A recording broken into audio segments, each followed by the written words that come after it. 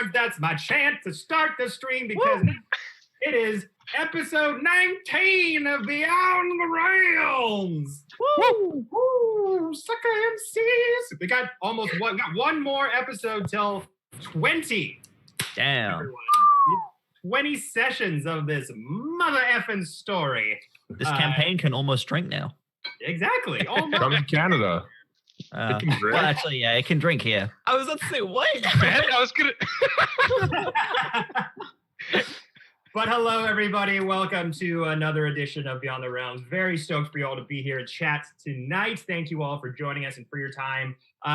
Here comes a spiel. You know you'll love it. Subscribers! If you are a subscriber, you have a chance to be entered to win some very cool stuff, which includes being entered to a one-shot with me as your DM. We have the first group already locked in at the moment, but we are going to be asking people to enter a keyword into the chat just before our break screen for you to enter into the second group.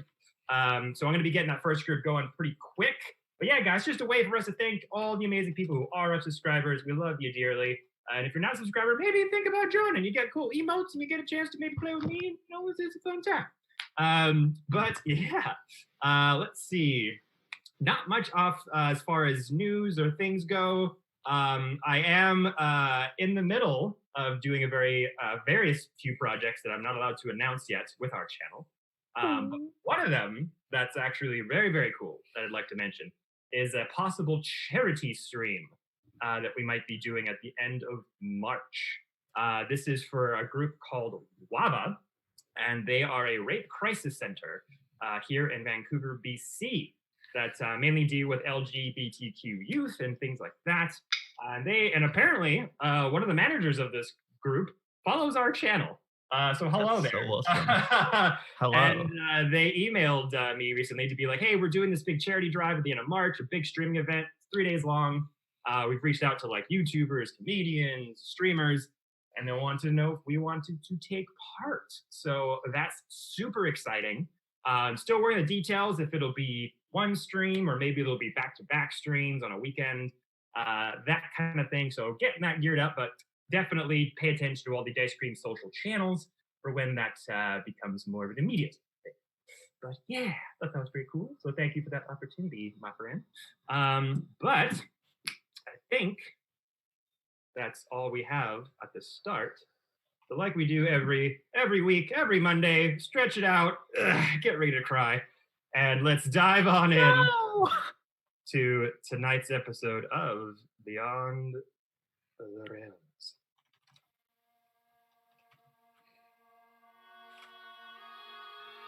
So,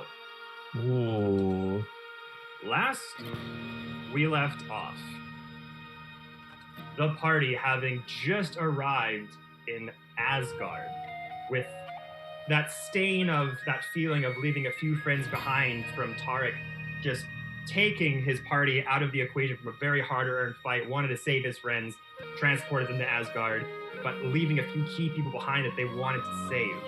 As the party kind of calmed down and got their emotions together, they formed a plan. Just to go visit Odin, get some supplies, find maybe an ally or two that could help them bring their friends back from Icewind Dale, and head over there. So they went to see Odin and had a few choice words, told Odin about the situation, asked if there was any way that he could help.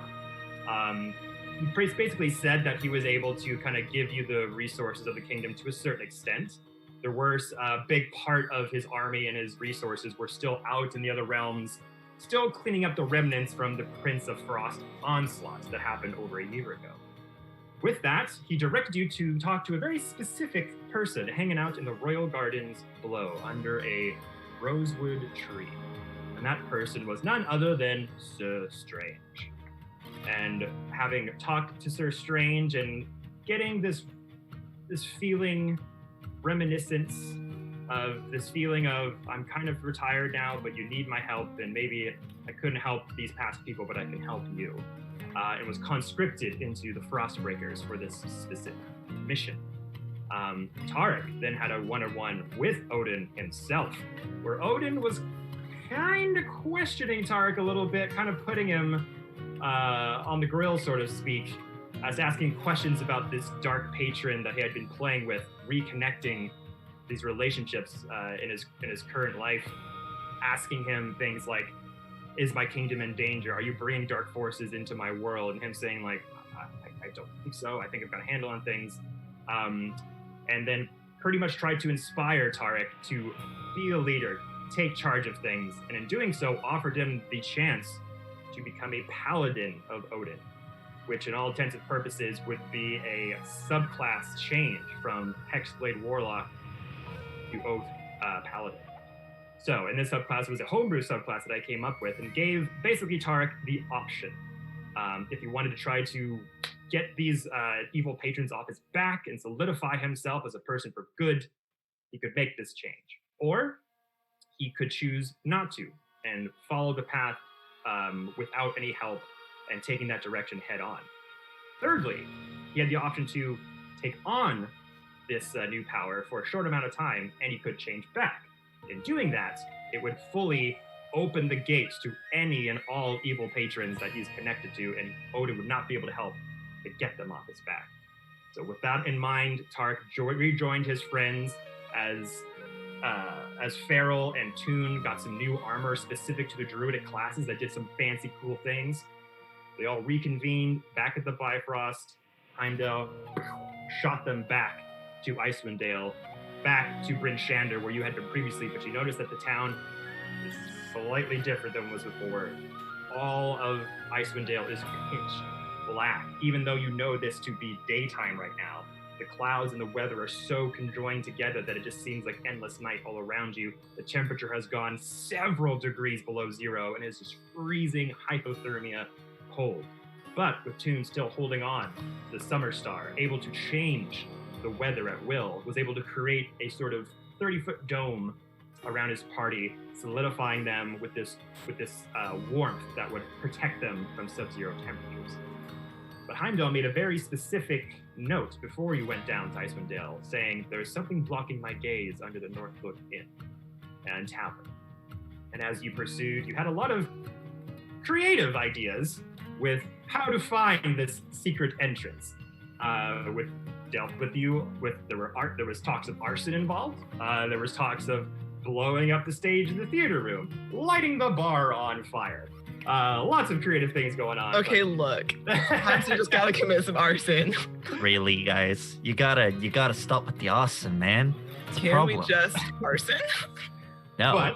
But through some more investigation with Mr. Fiend finding a specific card that Farrell and Ramira had been given to earlier, specific sigil on it, a specific circle with a red line through it, brought that to the party, and through some more investigation, you found these glyphs by the fireplace in the waiting room of the Northlook Inn. Seeing that the sigils matched up, you put those two cards together, and there were key slots that opened up. The fireplace became larger to give the look of an entrance of sorts, and stairs descending deep, deep down underneath the Northlook Inn. You descended down, you found this underground mine shaft, you went forward and found this big open underground space, supported by different wooden beams so it didn't crash down through, was this giant metal box, seemingly like an underground panic room of sorts. And as you were all discussing what should we do, should we enter, should we not, Ramira just went straight through, tired of this waiting shit, we're getting things done, just knocked on the door, and Farrell and Ramira heard a very familiar voice of this orc bodyguard they had met during a previous session where they did some sleuthing and found an underground whiskey bar where gambling was involved. Opened the door, tons of smoke and whiskey and quieted voices erupted out as Farrell and Ramira noticed a lot of these people, the same kind of down and dirty residents that were in the speakeasy before. And a very familiar face made his way over to you in a wheelchair, that of Petrie, the manager of the Bard troupe that Lilith Farrell is familiar with. As Petrie talked to you, he sort of had this candor with everybody in this underground panic room, seemingly talking to them like he was directing them around, and said, "We're all in this together, we gotta find a way out of this," and asked you for your help. to end this thing with Ariel once and for all, and then saying, oh, well, if you're going to trust me, I have to trust you. And then you saw his form suddenly change and transform to a figure you have not seen in a very long time, as his clothes started to apparate into a fine suit with white and black pinstripes, black dreads coming out the back of his hair into this high elf form, but still sitting in this wheelchair, still has a leg amputated with a sword hanging down, and half of his face charred and black on one side. Half of the suit also just like mangled, like the third-degree burns coming off of it. And it was here that we left off. So, Oh boy. Frost Breakers, as you are now witnessing this new apparition come into your vision. Some of you knowing who this is, some of you never meeting this person before. What would you like to do?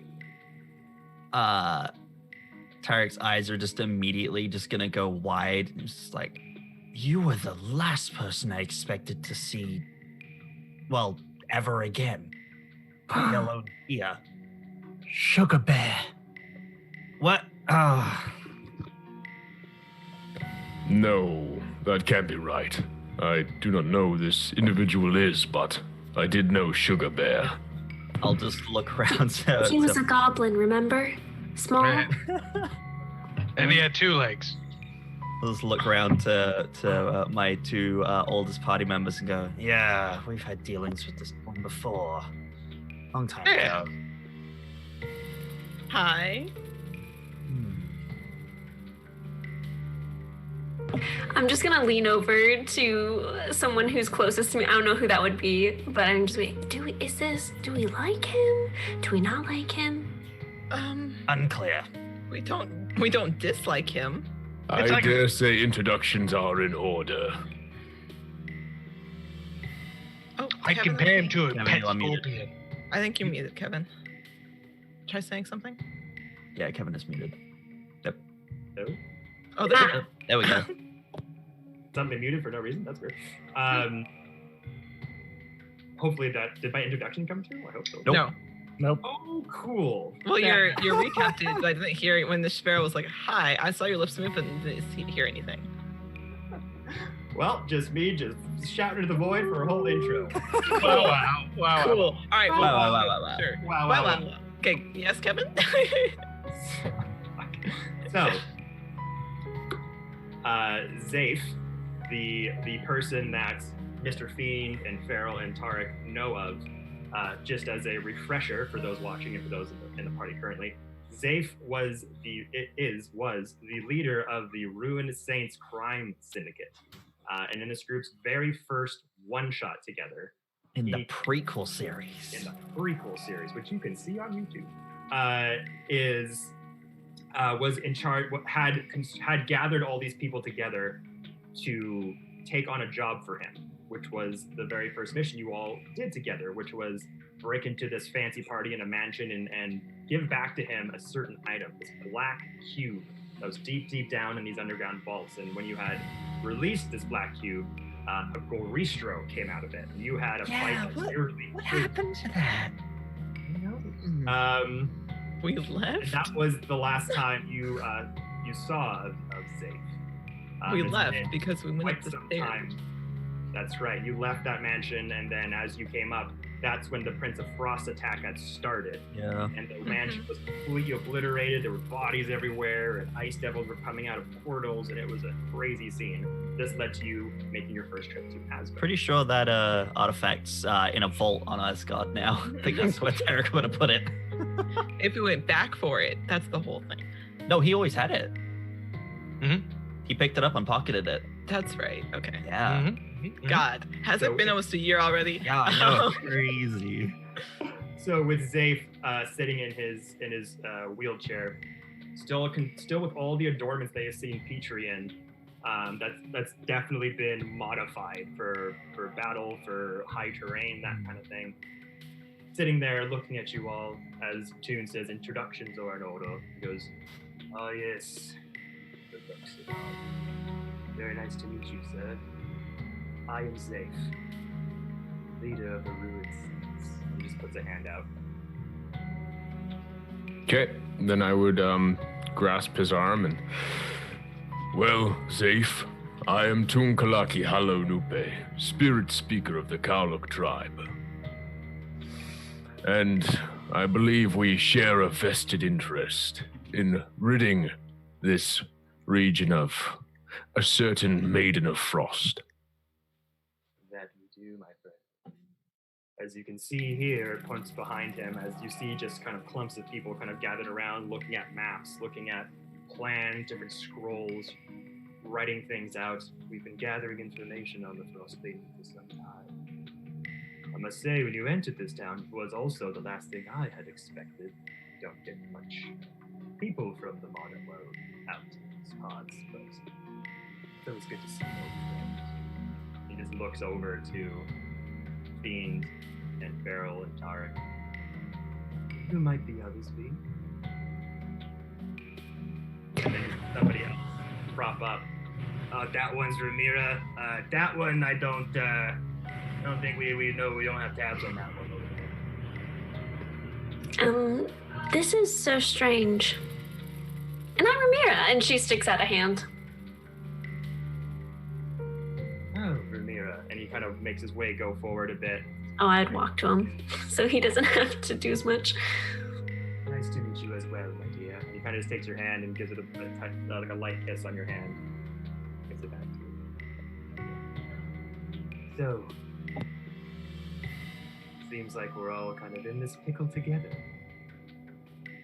Seems have- so. He has pickles. No, it's a prick. No, it's a You never Right. answered our question, though. What happened to the others? Where are they? Others above. points to Yes. ecstasy. The bombs. Yes. Hmm. Well, seemingly after you had left your exit, Frost Maiden decided to give a piece of her judgment to the town first. And the weather around here got much colder. Breaches arrived. Those that are used to such things have their own strongholds in their cottages, waiting it out. Others may not have been so lucky. The bards you speak of, the one Salil, Thar, been taken away. Where?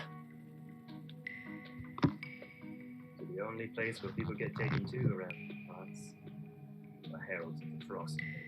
And he reaches over for his hand as one of the assortment of goons behind him hands over this big sort of map parchment, puts it down on a nearby table. And you see this etched drawing of a frozen castle in the middle of the sea of moving ice. This big, long, sort of scaled location that has a skull kind of affixed into the center of it with this sort of spiked crown on the top of the sort of winding ice staircase kind of going up. Took a long time to gather all this information, but we figure that they've been taken to the Frostbane for further judgment for their part. I assume this was the judgment they were going to give you, but seemingly they've taken your place. We get there.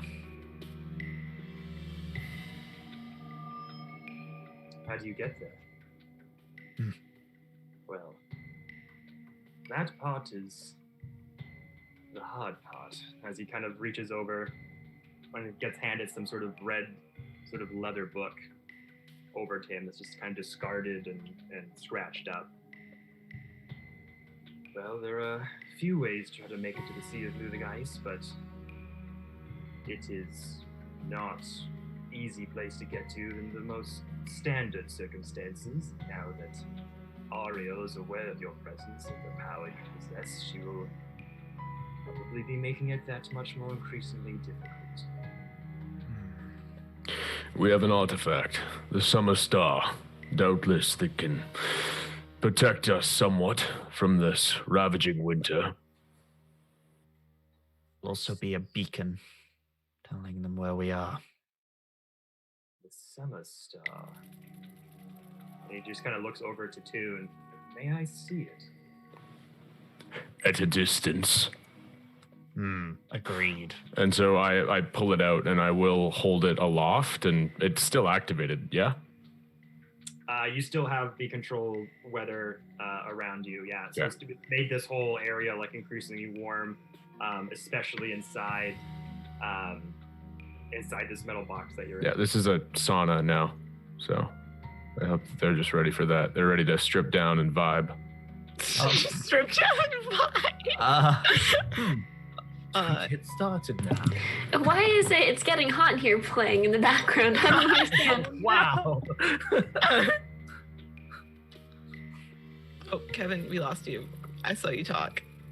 I saw your lips move, and I didn't hear anything. There's music playing. The bots may be closer than we expected. Damn, I wish.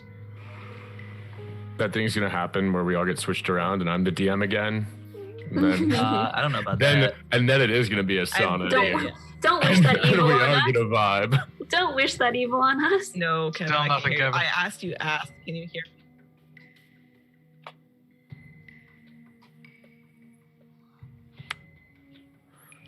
We're getting our beach episode, guys. So, You want your beach episode. I simply want the pickle. somebody cast create water on this artifact so we can steam up this place. The We're gonna get a interlude. huge fest going. Oh,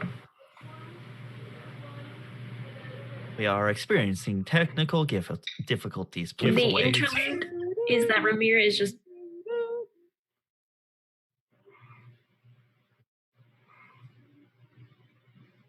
I'm gonna say that was a no. You can drive to my house. I can share a microphone. Across the country.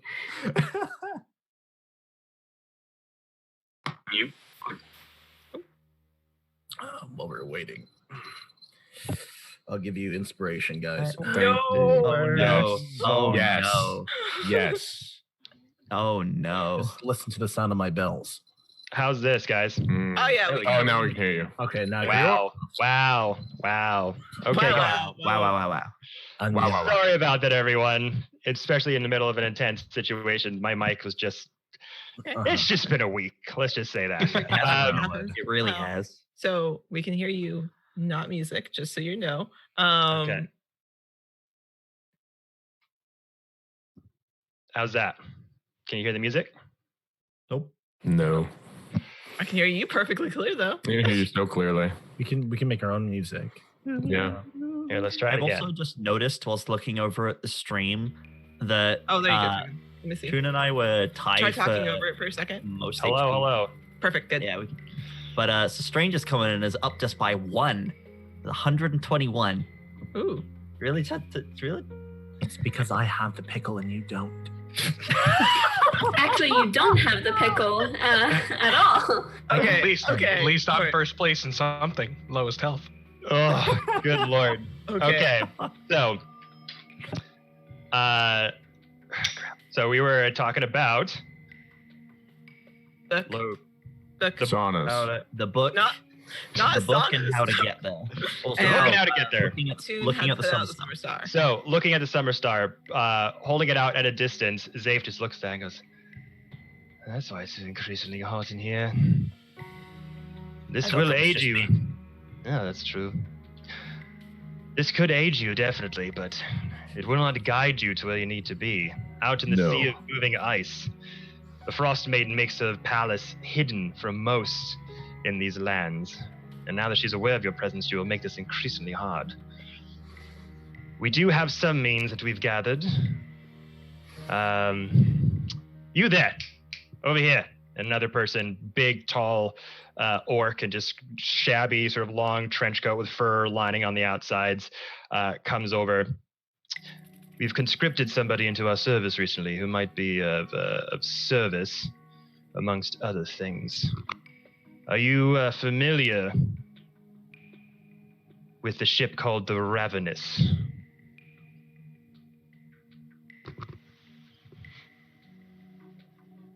John, make a history check. I was about to say, which of us is going to have to roll? Hold up. Let's see. What is my +2 history? I have a +1. That is a 15.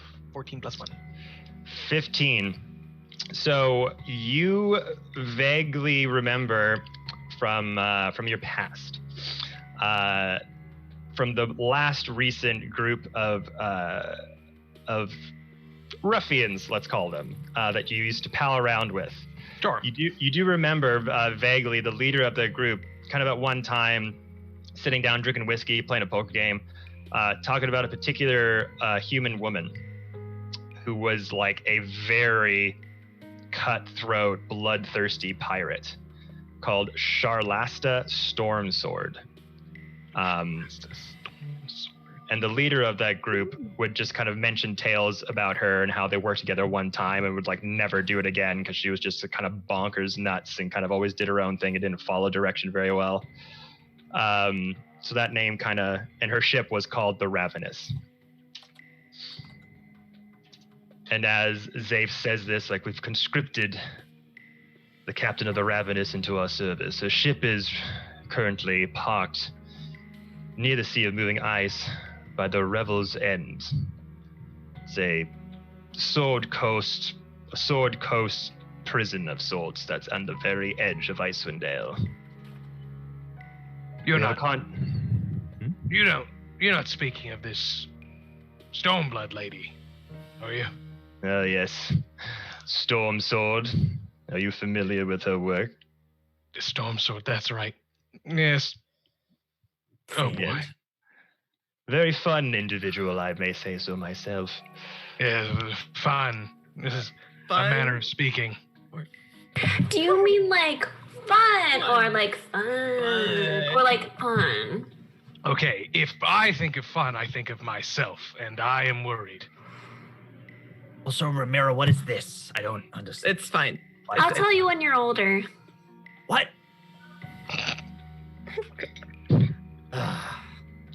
Let's just say things have a tendency to get, well, bloody. And that's coming from you? Yes, it's coming from me. Not even my old guild deals with her. And what was your old guild's name again? It was the Skeleton Key. And he shows his signet ring that's got a keyhole. Well, I'm a little bit concerned, I'll be honest. Being so, you all, the two of you anyway, have magic that could help your travels as well.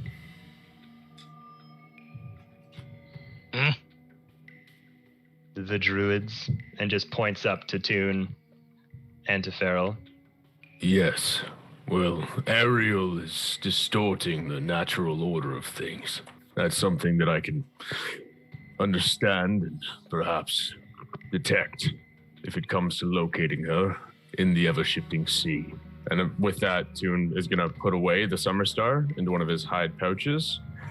And I'm kind of antsy right now. Like I don't trust these people or anything. I want their information, and I kind of want to get moving with that. Just staying in one place too long, especially since I turned the artifact on, probably isn't the smartest thing.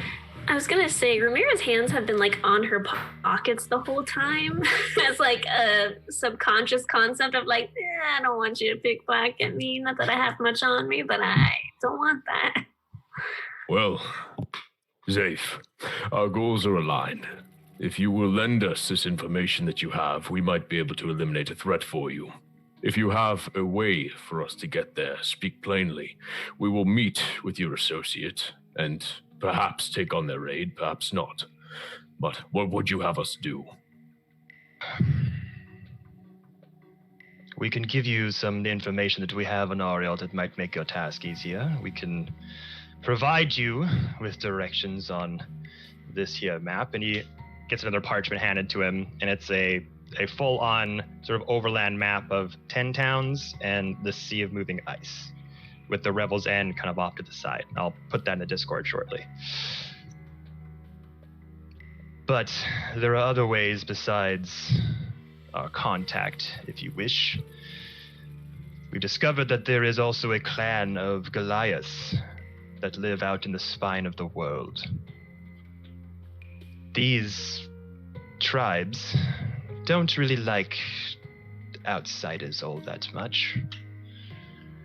They have ways of gaining travel around these parts, and that could also be a way to aid you in your travels, should you choose to. But what we provide for you, we need something in return. What more I need in return. Is us killing a god not a great enough favor to you? Minor god, little g. We did. Okay, you're really undermining our position right now. A little dash in the middle. Why would you? Why would you? I don't know. He can't help but correct people. We did kind of skip out on the last job. Reassurance is only fair. Do you need? I didn't skip out on any fucking jobs. The three of us I think it's what modern folks would call a cock block just now. Everybody is blocking my, as Fiend would say, My cock. giant bird.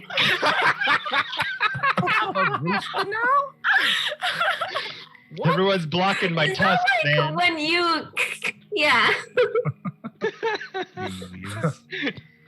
So as you say that, and Farrell backs up like, well, we did leave him high and dry in the last job. Evidently, as much as I've been biding my time out here in Icewind Dale, it's not been by choice. Been kind of forced to relocate here under certain circumstances, and, well, seeing the power that you displayed of traveling so easily out of places like this, we require that when you leave, you take us with you. And you think that's payment? Really? That is quite the feat. take you with us, or just relocate you? Done. We can do this. No, I don't know that you should say actually, that tune with your mouth, actually. I think you should not say that with your doesn't mouth. have Let it be say done. such things. If you're making deals with anyone, you're making them with me. Where's the Andy. pickle? Cool. Oh, we're not doing it right now? My bad. Eric just looks back and forth between the two of them like, I will strike what bargains I must if it means bringing about Ariel's demise. I will shatter her frozen heart beneath my foot. Now, and We- we all we'll What? take you with us when we leave. It is a deal. all I'm Shouldn't we saying clarify? He is promising things he can't provide. Undeal. Shouldn't we clarify where we are going when we leave? No, instead of stop it. That's the whole thing. That's the whole We'll thing. take them with us, but we'll go somewhere else. Like 20 feet to the left. And then we'll actually 20 leave. feet to the left. Is that where Sugarberry is? God damn Yes, it. he's in a demi-plane called 20 I feet feel to the like- left. We'll just call in Heimdall and be like, can you please teleport us 20 feet to the left? And then they'll come with us, and then we'll be like, okay, now could you take us to Asgard? The deal is done. Okay. An hour on. later, You know we could really what? do it once an hour. This is literally like Strange is just that really sugared up child that we brought with us who's And like, I thought we were getting lollipops. Okay. As you can, just 1 second. So, as you're all discussing this fervently amongst each other, Well, I'm not saying this. I know, I just Yeah. out of game and maybe in your mind in real game. But seeing that, yes, we will do this, and the party kind of having this look of like, are you sure you want to be saying that? Notices Sir Strange, who's been quiet this whole time, in the back. You there? Oh, me. Hi. I'm so strange. Hello. Hello. What is your take on all this proceedings? I'm very quite interested in those who keep quiet during negotiations. Well, it sounds like there's a lot going on. and there is tension that I can't quite understand, nor is it my place to try and understand. I'm here to assist and to help. Also, I don't like making deals that I can't keep, so I'm just listening in. How are you doing? Well, given the current circumstances, I imagine not well, but I feel like it's been a while since anybody's asked, how are you doing? At least genuinely. Looks around at the surrounding guards and goons and somewhat. He's like, he has a point. None of you have really asked me how I've been doing this past while. I've been better, but making amends to try to educate that. Now, you there, Luxodon. You want to make this deal official? And he puts his hand back as another person hands him a scroll. Simply sign this form, and we'll make it official. My word is my bond. I do not bandy words lightly. I mean things as I say them. Do not try to trap me with some parchment. If your word is your bond, what do you have to hide? Nothing at all. But you've put your words there, and I know very little of you, Zafe. No, you. Except I'm not the one who needs this more than you do. You are here to protect and gather certain people, are you not? You have information that may be valuable to us. We have an objective that aligns with yours. You have great, deep-seated interest in our success. I do not know why you are giving us hurdles to jump over. Just playing my position, boy, as I always have. Boy! That is something I have not been called in some time. Well, man, elf. I do not wish to sign your contract.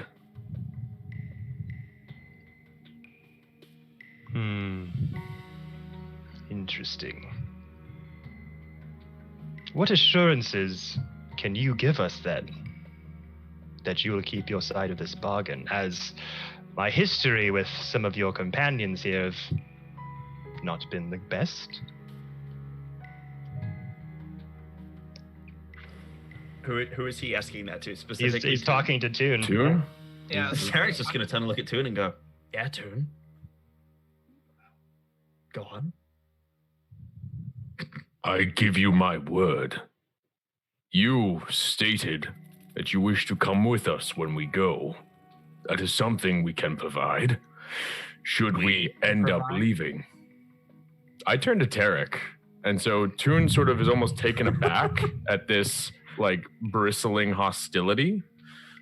Because in my mind, we were very much like a team. Like, I was grouped in with the Frostbreakers. So I do believe we are the Frostbreakers, even those newly acquainted to this group. That is not what I am questioning. You are offering something that you yourself cannot provide. Nor can you, Tarek. Does Zafe have a ring? A ring? Does Zafe have a mark of his criminal underworld? Whether it be a ring or a piece of jewelry or a stamp of some kind? Make a history check with your knowledge of crime organizations and certain groups. I was gonna say, because I thought he did in the very first one shot, but Didn't he say that he was a member of the Ruined Saints? he is. He's the 14. leader of the Ruined Saints, yeah. 14. 14. 14. 13 plus So 1. he's not currently wearing any sort of signet ring or anything like that, but you do notice that scar around his neck is still ever present. Might I be so bold to ask you a question, sir? Yes, as we're all apparently friends here. Why is it, or rather, where is it you think that we're going after this is all said and done? Surely you have many people who could take you many places. You travel much, so why not travel on your own afterwards? I mean, this is true. I've been to many different planes and realms over the years, but I've never, ever seen quite power displayed like the ones you had shown, and it intrigues me. Maybe a new frontier of sorts, a new stake of land I could plot my interests into. Interesting. I thought it might be something of that sort.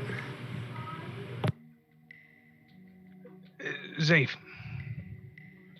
if you will, if we had the ability to send you anywhere that you wanted to go, would you go there? Within reason, I do not wish to go to hell. No, for instance, if you were to follow us where we go, and then we were to send you somewhere else, does that suffice? As long as it's not in this freezing death trap, that would be all right by me. Somebody else is Fantastic. sick of the cold. Mr. Fiend pulls off his signet ring and flips it over to Zafe. There's your assurances. I won't leave without that.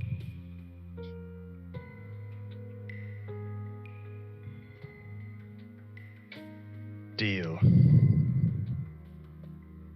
Mr. Well, Fiend shakes his hand. during this conversation, after the exchange between Tarek and Toon, Tarek is just gonna be like, all right, it's gonna be easy to have telepathically. He's going to speak to Toon telepathically and be like, Toon, I'm not questioning your alignment to the Frostbreakers here. I'm questioning what you are offering. I cannot take more than I have already asked for. I have asked Odin for many things, and I have said specifically that I shall bring the bards back if we complete his mission that he has assigned to us to destroy the Frost Maiden. I cannot just be bringing random folks who I do not even trust into. I can't do that. You're offering something that I cannot provide.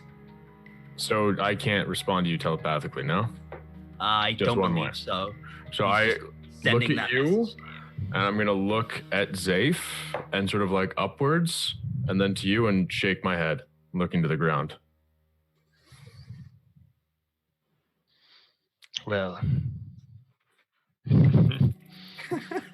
have our collateral. Yes. Which route would you prefer? The The ship. fastest. That would probably be the ship, wouldn't it? Oh, God. With the scary lady. Yes. Manageable. We're not going to be looking for We loot. could manage on our own.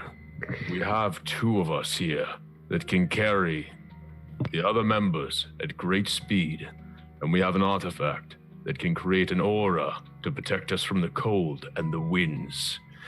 We do not necessarily need to make a deal. We do not wish to. But the deal is made. As a side note, can I tell if Fiend is actually nervous about this new gal? Like, genuinely nervous? Or is it just like, haha, she's kind of difficult? Or is it like, yeah, she's a little bit murder hungry? You can make an insight check to Fiend if you want. And if Fiend wants to try to deceive you, or he could roll against it, or just let it fly. This is not to be like invasive. She's just trying to catch what's happening. He won't block you.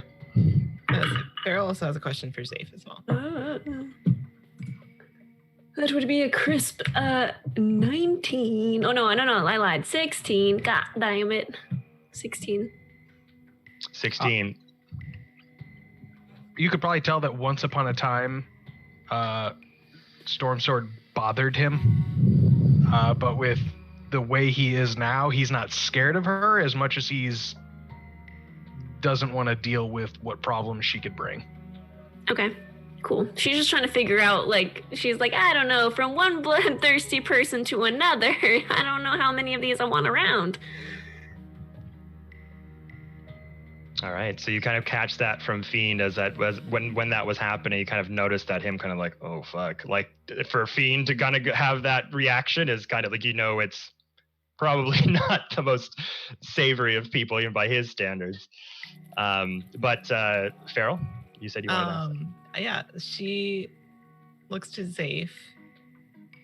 How indebted are the bards to you?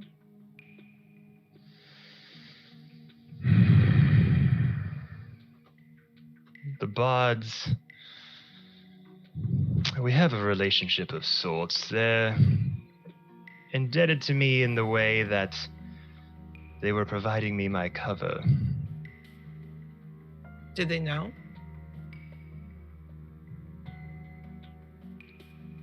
Make a persuasion check. Okay, cool. Oh, gladly. I gotta look at what my persuasion is.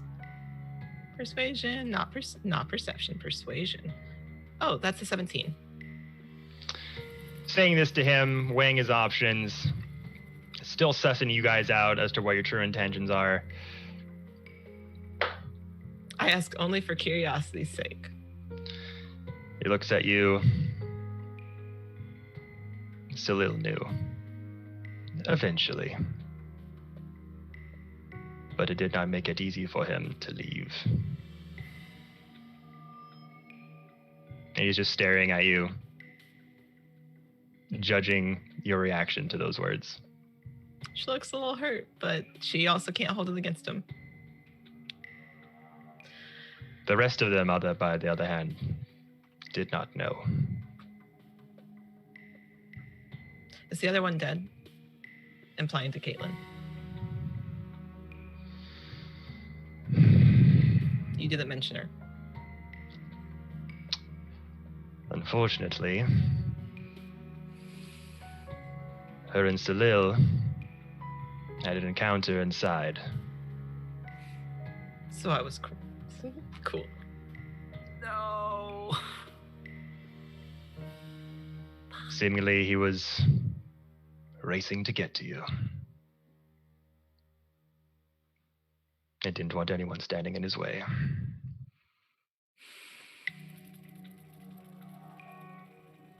So, journey onwards then. And he reaches behind him again, hands you that map, hands you a few documents they've covered about Ariel, about her dealings, some moderate little tattered bits of history concerning to like her castle in the Sea of Moving Ice, how she wound up taking it over, this legend of this tome, this book of sorts, and just kind of like hands it all over to whoever's in front of him, which I'm assuming might be Toon at this point, who's probably directly conversing. Unless someone else would, he's just kind of hand the documents out if someone wanted to grab that first. I feel like Ramiro would like nudge Tarek or Farrell to I'll grab him. I'll take him. Okay, gives him over to Farrell. And Loxodon. Because he notices how passionate Toon has been through all these negotiations. You seem very vested. I am. What, pray tell, is your lot in this? These lands that you wish so desperately to flee, there are those who've lived here since time beyond recounting.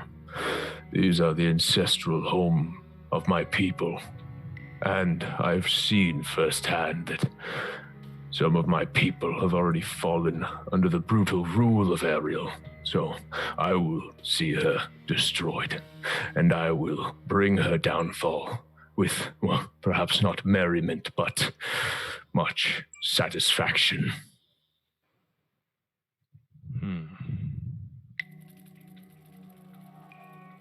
He just kind of looks at you, taking that in. All right, then. Is that all, then? And just looks at everybody.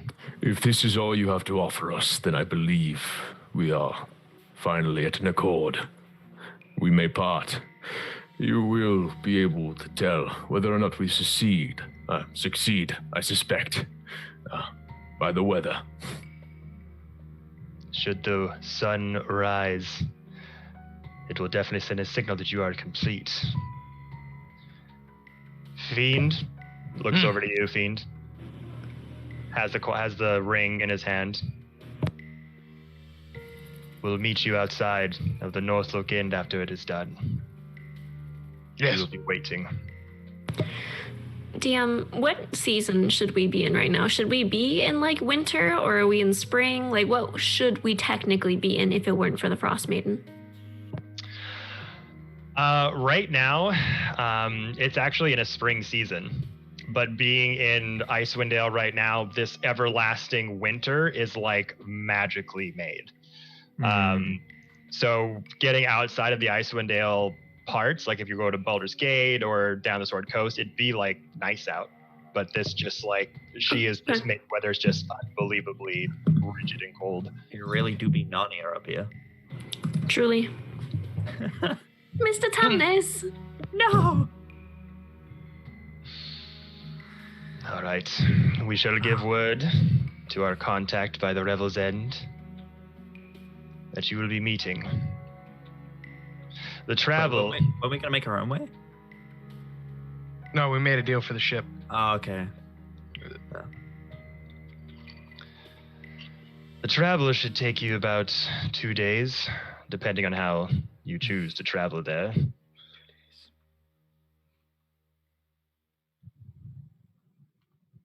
Should you be wanting to go on foot, it'll be considerably longer, but judging by your capableness, and looks at Toon and Farrell, I suspect that won't be very hard.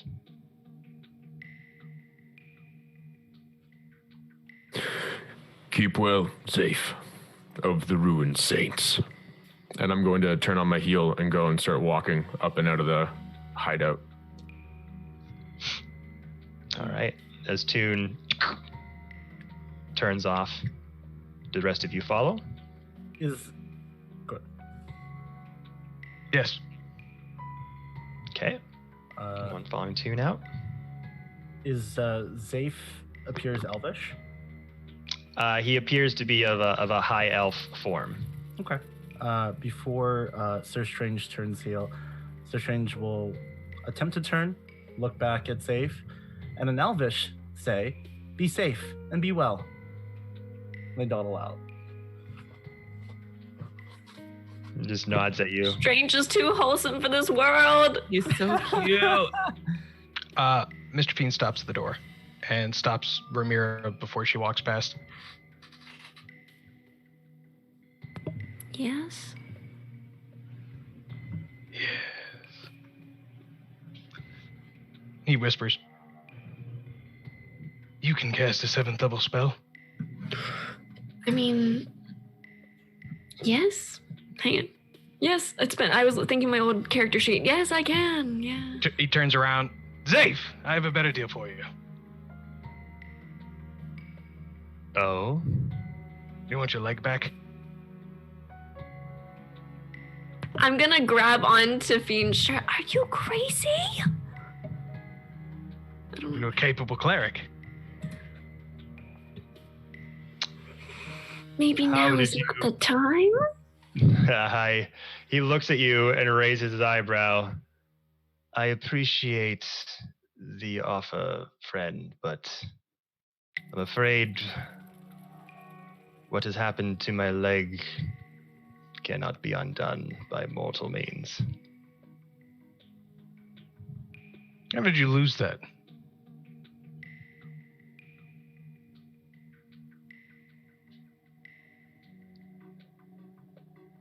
Just looking at you smiling. As I'm holding on to Fiend's shirt, I'm gonna poke around, also interested in this answer.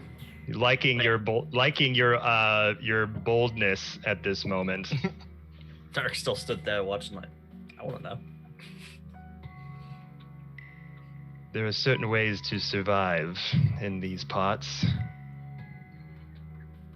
After the incidents with the Prince of Frost, the governments were not that far behind and had sought me out. let's just say when your back's cornered against the wall, you'll do anything to keep on going.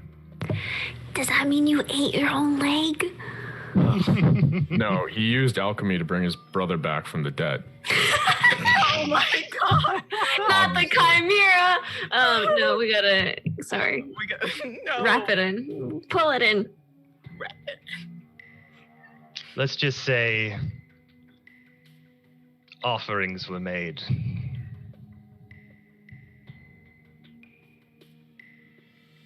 See. Are you the spiritual kind? Or I guess the religious kind is a better question. In a way, I kind of side with whatever. I side with whatever does me the best. So you're a warlock as well. Suppose we're not so different. Well, it was worth a try. Can I Trying to help insight you. check? He's being real sus. Can I insight check? Sure. This Can I- sneaky Go ahead, boy. Jared. I don't like that. Can I just Oh, point out, on, Sir yes, Strange sir. made it outside the door, and right now, not paying attention, Sir Strange is literally like spinning around. Like, okay. Well, you got Um, Toon out there too, I believe, because he was one of the first ones to leave as well. I just- 16 plus 5, so 21. 21. So you're trying to ascertain about the warlock stint? Yeah. If he's giving me any weird looks. So you, after that warlock mention, just smiles, and then you see his eyes dart over to yours. Oh, I don't like that. I don't like that at all. What's the matter? You don't like that patrons were in town and now we have this? New in town. I'm new. Imagine being that patron. All I'm saying is we're definitely not fucking keeping that deal now. Just the patron walking up like, hey, give me your leg. Hey, I'm gonna Like need that Rocket guy's leg. Raccoon, yeah. I'm gonna need that guy's leg. Oh my god! Hey, it's funny. Look, yeah, I got his leg. Isn't it fucking hilarious? Oh, wow. Oh god, that's Okay. yeah, that's something I will make note of for later. Tarek will Oh, remember this. Look, 100% he will remember this, and I think Kevin knows why.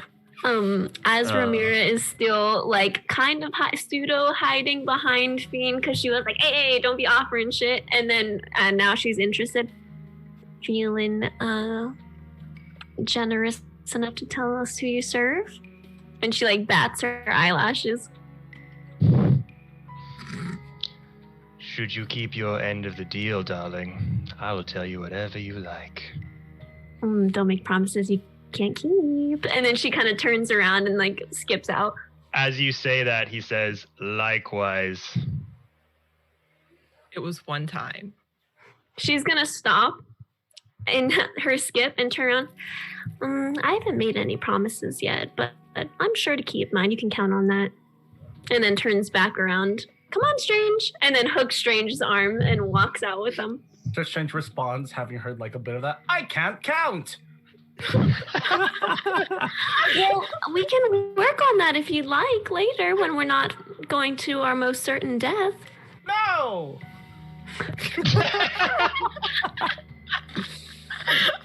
Okay, we don't have to learn that. That's fine.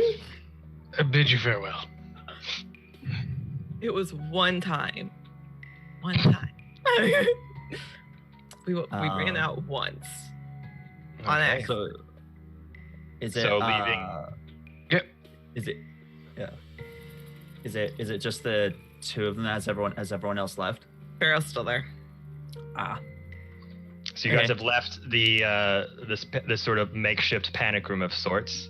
As the one after the other leave this metal box, you just see the big orc bodyguard grab the. Oh, safe Tarek's door. still in there. He hasn't left yet. Oh, you are? Okay. Yeah. Everyone's left except Nice. Tark's behind.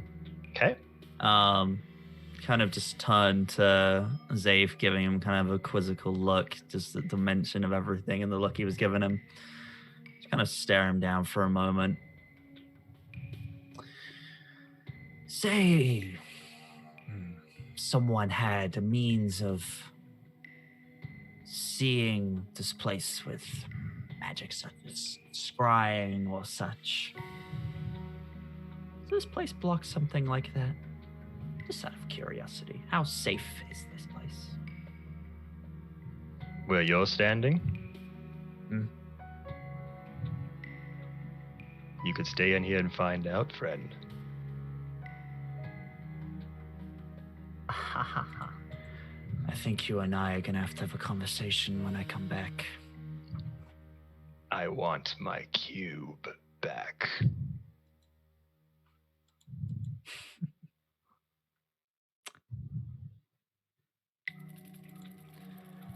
We'll see about that. And he will turn and leave. And Tarek, as you're turning around Mm-hmm. and walking, if you Very look aware, back, still if you watching. look, or do you look behind you, or do you just? Oh, keep yeah. looking? So as you turn around and look back, he is just locked onto your eyes and is never looking away. And then you see I'm gonna have to kill this guy. and you see the door just. Yeah. As we're walking, I know you said that he wasn't a friend or a foe, but I think he seems like a pretty big dumbass. Well, dumb's not the right word, but ass is the An right ass. Yes, you're right about that one. Mm-hmm. Definitely. An ass. Lied about the pickle and everything. Don't appreciate that. word. We could look at the bar for you. Maybe there's pickles at the bar. No, we have to. Sir Strange obviously looks like really kind of sad about. No, we have to focus on the task. Pickles come later. Friends come first. Can I go and search behind the bar for pickles just quickly? I was about to say, how do we find this person? As you guys come out of the fireplace, leave that vicinity, the mouth starts to become down to a normal hearth fireplace. June, you want to go to the bar and look for pickles? Yeah. Yeah. Pickles. I got a 17 plus 4. 17 plus 4. 21. Do I find any pickles? So now that you've been in this area for a while with your Summer Star and having melted all of the frozen interior, you look behind some of the bottles as the liquid is not frozen anymore, and you see just behind one shelf is in fact a jar of pickles. Okay. I'm gonna grab the pickles and I'm gonna take them over to Sir Strange and like hand them out to them. Sir Strange will take the jar of pickles, look up at Toon, pull out a rose from the 13 roses from the flower crown, and hand it. Equal exchange. No, wait. No. Sort of. Here. And they'll raise the rose out. It's from the same tree. From... It is a Aw. welcome Why are you exchange. with us, strange? You're gonna get so sad with us. And you can see Sir Strange. You can hear, like, it goes underneath the helmet. Crunch. Crunch. Crunch. They I have just to- was like on a shirt. Pickles lay their friends come first.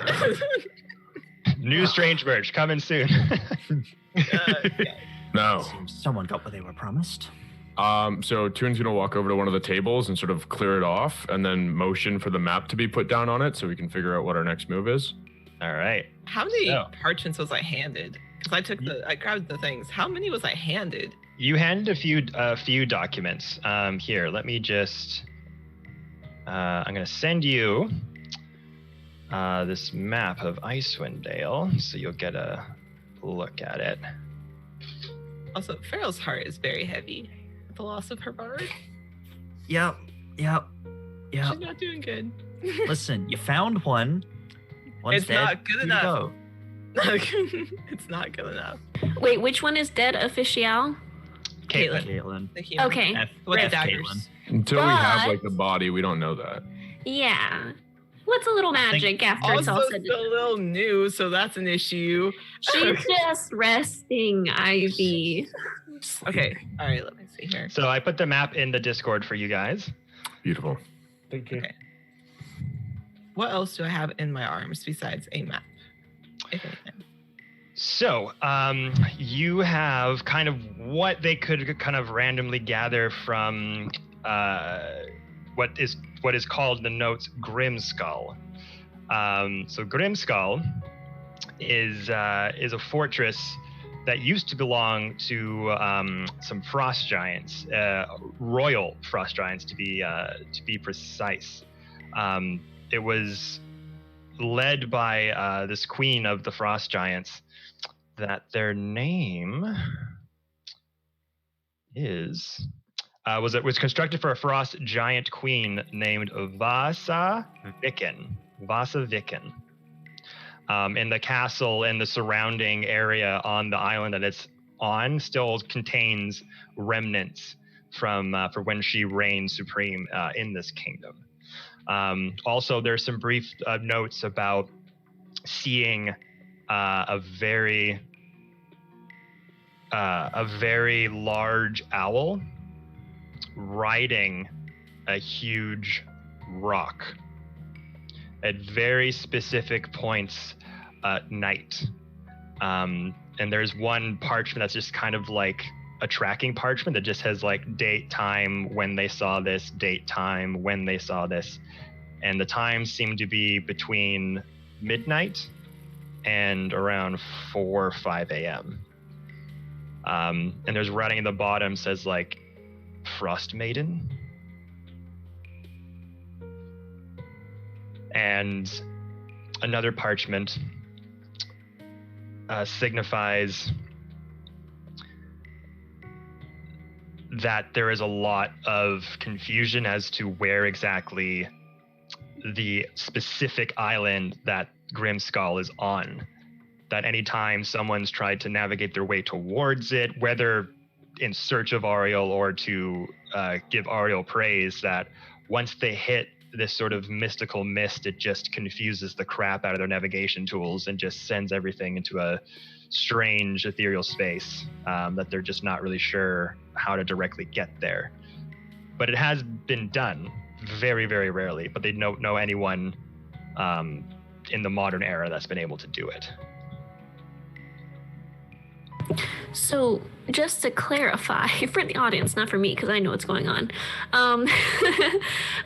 Fiend has exchanged his signet ring just for the ability for us to team up with Murder Pants McGee, and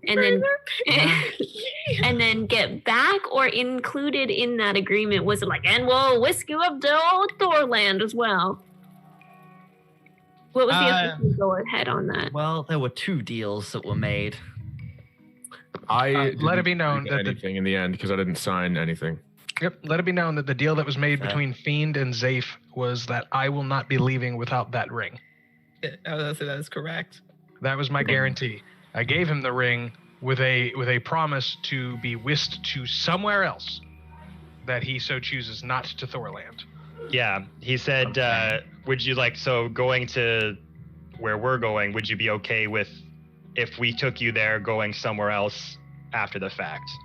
It's like a way station of sorts. And he said not hell.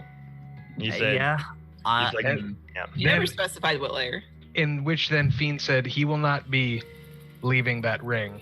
That is his guarantee. I did not sign anything. Okay. That was the deal that was made. Cool. Okay. I just wanted to make sure that I understood what was happening. That to us in game. Yeah. So ask about it in character, and Fiend will explain it. And because Fiend already has something that he wants to say to Tarek and Toon in retrospect to that deal. Okay. I've got things to say too. I was going to say, as we are, I think we all do. I said just want a hug parchments. from my big furry friend. Farrell's busy with papers and looking them over. I want that noted. Farrell's just ignoring you all. I was going to say, as we are looking through papers, I will kind of just look over to Fiend. So the ring that you handed over. Yes. And what did we get for that again? Transportation. I figured it would be safer to transport by ship, and we'll be less molested than in the wilderness. With the murder lady. With the unfortunate, yes, the unfortunate company, of course. We have options in this, though. But we need not take the ship out of necessity. We can circumvent the wilderness by flying over it. The ship could serve as an excellent distraction, though, if we have them light bonfires and pyres, send up smoke, travel down the waterways, perhaps draw out some of the Frostmaiden's minions. I realize that this is future us's problem, but I couldn't help but realize that Odin wasn't a fan of us bringing the bards home with us, let alone an actual factual criminal. Yes. So I it's have words. whose key? I really, it's like taking keys to somebody else's car and then giving people a ride home when you're not supposed to. I'm Here, I have mirror on this I one. elect an idea. I take the rose out of my hair, and I'm gonna pick up a pickle with my trunk and start to eat it. And I'm gonna sort of like mumble through that. I'm like, "This is the speaking rose. Whoever needs to speak, hold this." I'm gonna hand it to Tarek. Thank you. So, it just looks to both Fiend and Toon. Offering others people's abilities without informing them first isn't the wisest or the kindest thing to do. I cannot bring anyone aside from who I have agreed to bring to Asgard, even if that is as a gateway. I cannot take anyone. I'm certainly not taking him with what he has said and what he has implied before we left. He will not be going with us, despite whatever deals we may have made.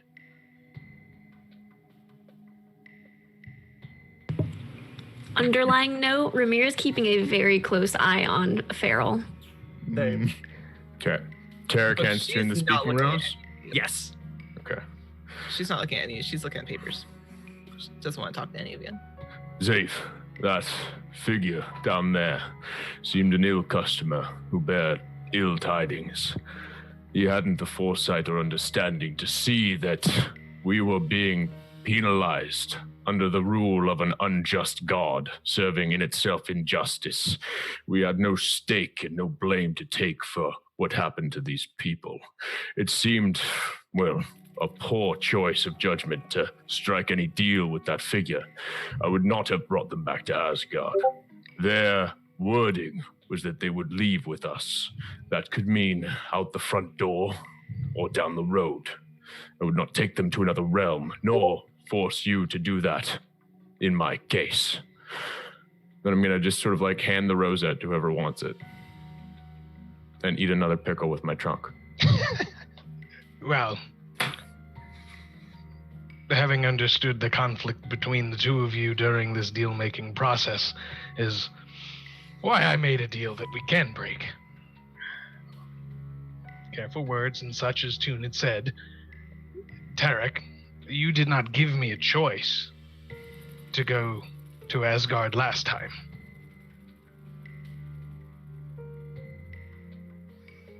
So I will not be leaving that ring behind.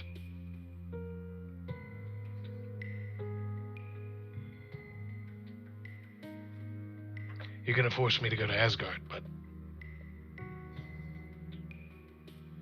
I didn't break my deal because I don't lie. And you're going to take me to Asgard and we're going to leave my ring behind. It breaks my heart, but I am not a member of the Skeleton Key anymore. So when I find them eventually, we'll get a new ring.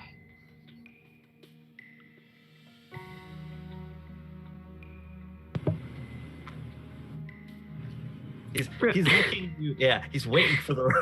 Ramira doesn't wait for the rose, and instead she's just gonna poke Fiend in the side and go, Toon "Oh, I am." stomps his foot on the ground. You The can. rose! Just immediately, oh shit, take the rose. Over. You care about us. Like she says that as she pokes you, go, "Oh, you care about us." Yes. Who would like the rose of speaking? Strange, would you like the rose of speaking? As he like takes it away from Tarek and like hands it towards Strange. Strange will take it real quick and hold the rose. Well, first I want to say is I understand there's a lot of tension in the talks right now, and I've sensed it from the very beginning. I just want you to know whatever decision you all choose to make, I will support it. I'm here to help, and I'm here to listen if you need anything. I know my place. I know where I belong. You're all doing wonderful so far. And so Strange takes it eats their pickle and hands it off to Tarek. And just starts continuing to shovel more pickles. I think they're gonna run out soon. They're just like There were 7 there were 7 pickles in total. 7. Actually, wait. 17 pickles in total. A lot of pickles in there. Roll for pickles. As Ramirez just going to make a pinching sign to you as like since she doesn't have the rose of like, can I have one of those? So Strange will look at the pickles. The temptation. The green. So, just to be clarified, who has eaten a pickle so far? Oh no! I've had 2 pickles. I haven't yet. Never trust Kevin with anything. I will eat you magical think pears, it but is. I will not eat food off the shelf. That's like you. I've had so many pickles. It's great. Light dancing. So many pickles. They were soaked in tequila. We're just hammered now. Oh my god. Karaoke night. I'm just As waiting soon as for you Kevin have, to like- tell us that they were off, and it's just so Strange just gets to the end of that like very inspiring speech, and then it goes. Everybody took Epicac. Oh no. Ramira is going to pull a little marshmallow in exchange for a pickle. So then it's kind of like an even trade. So Strange will hand a pickle, take the marshmallow, realize that there's still like they can't fully put it underneath their chin, so they squeeze it through the eye socket. You're a strange man, but You're a strange man, strange. Looks at you. a strange man. Can I lay sniff this pickle in insurance so that I don't get sick and Lay. die? You sure can. And Sir Strange and Toon, roll a D100 for me. Oh no! Magic pickles! Okay. Oh my god, I'm about to take the rest of these pickles with me.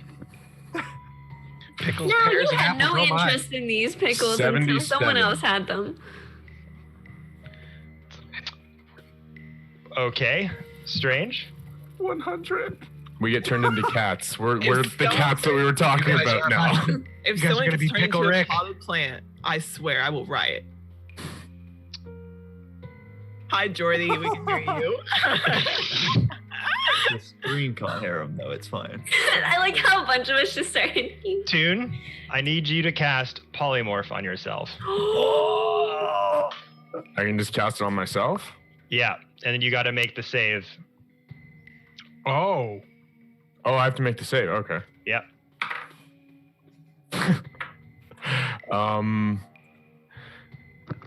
Okay, so polymorph is going to be a wisdom saving throw, which is my best, but I'm a good spellcaster, so I have to beat a 19. I roll an 8, and my wisdom saving throw is plus 10, so that's an 18, not a 19, so I fail. What do I turn into? Okay. Weasel. So you see, as Ramirez, you're like, you're seeing this eating these pickles one after the other. You kind of look at it, and you're like, I was more so sniffing to make sure it wasn't like bad. you right, know? but you're looking at the jar and you're kind of Mhm. sniffing it, and you look at the brine, and you smell a familiar scent from the juice that you had during the theater show.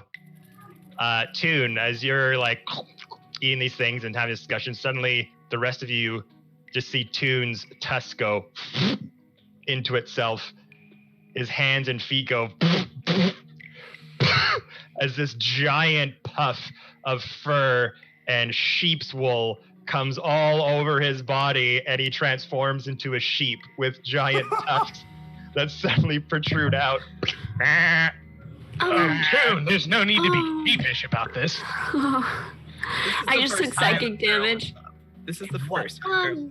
I would Strange, and then she's gonna put her hand over Strange's jar and like stop them from initially grabbing another pickle. Your hair might fall out. You might turn into a sheep. These pickles, should not be consumed at this moment. Maybe hold them aside for another time. What is with these people here? You never get high on your own supply. I don't understand. Why is it in everything? And then she's gonna put the lid on the jar. Oh, and toss the other pickle back in. Alrighty. Strange rolled 100. So you just see this amalgamation of a sheep body with Toon's like floppy Luxodon ears and like mini tusks. Alright, Toon, we'll get you back. Oh no! Goes to brain the sheep. Just gonna bonk him, non-lethal. Yeah. Ramirez flashing back to her farmer days.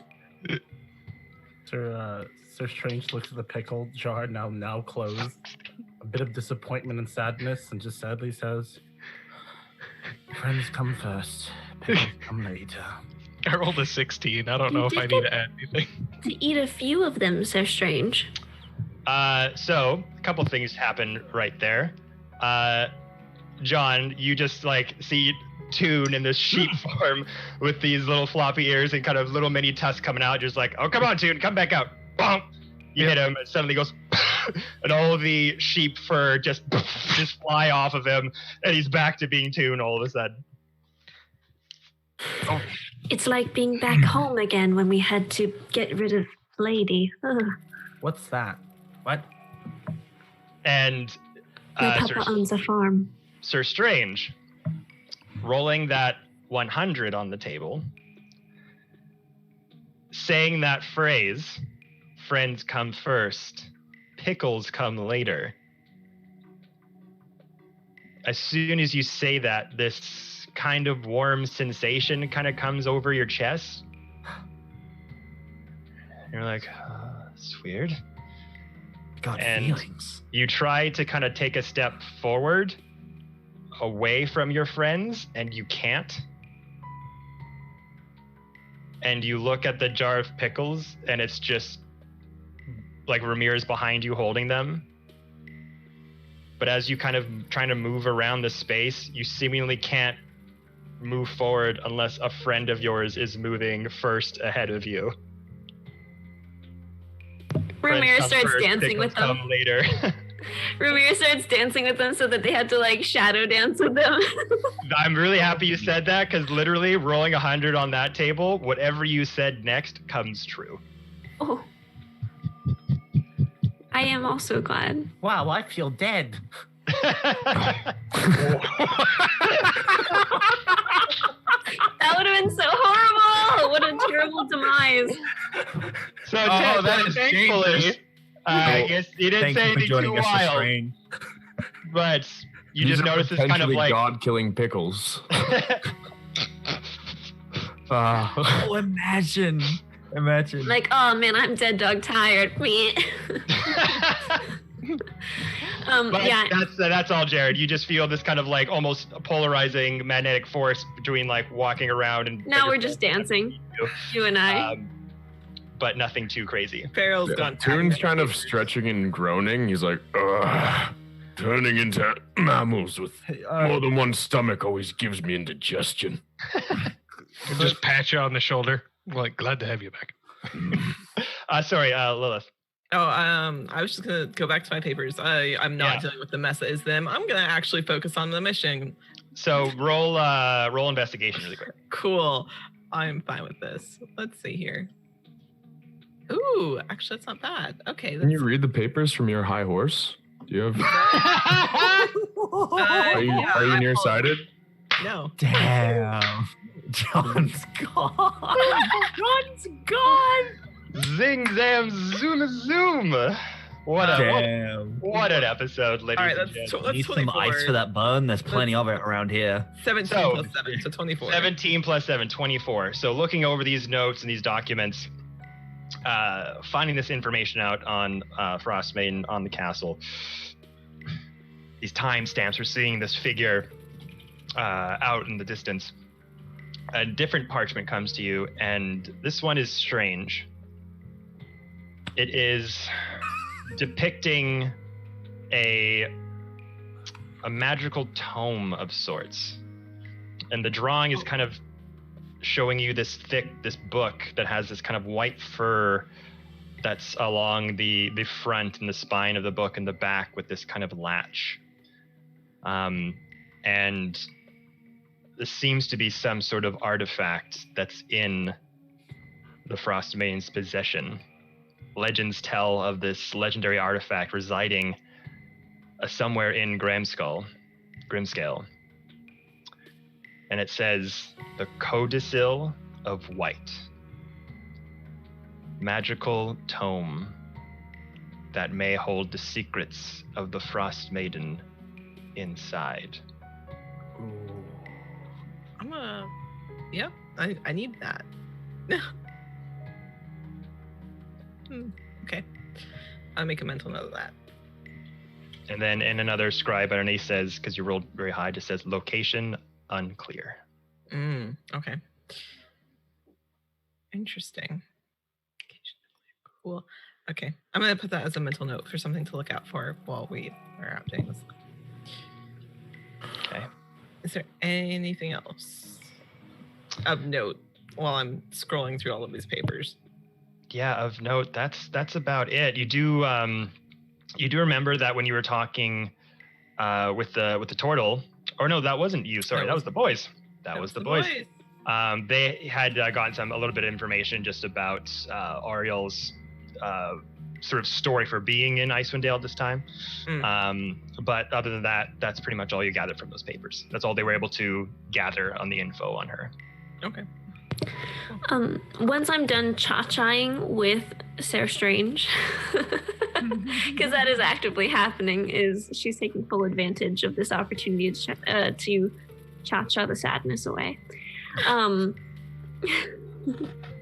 She is going to chitty chat with Fiend really quick, not super loud, and also wants to make sure that she doesn't have a shadow of Strange, because I know that they can only move within friendship. So I'm assuming it's kind of like a particle thing of like when I get closer to Tarek, then they get into their orbit of like Tarek.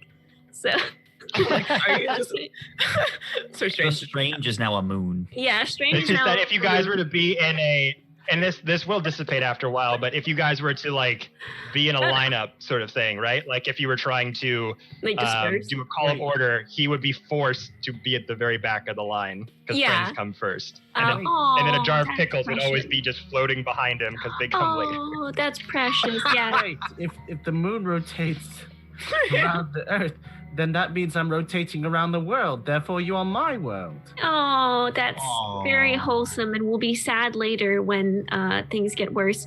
When that ultimately kills one of them. Exactly. Yeah. So I'm gonna stop cha-chaing with Strange and then sidle over to Fiend.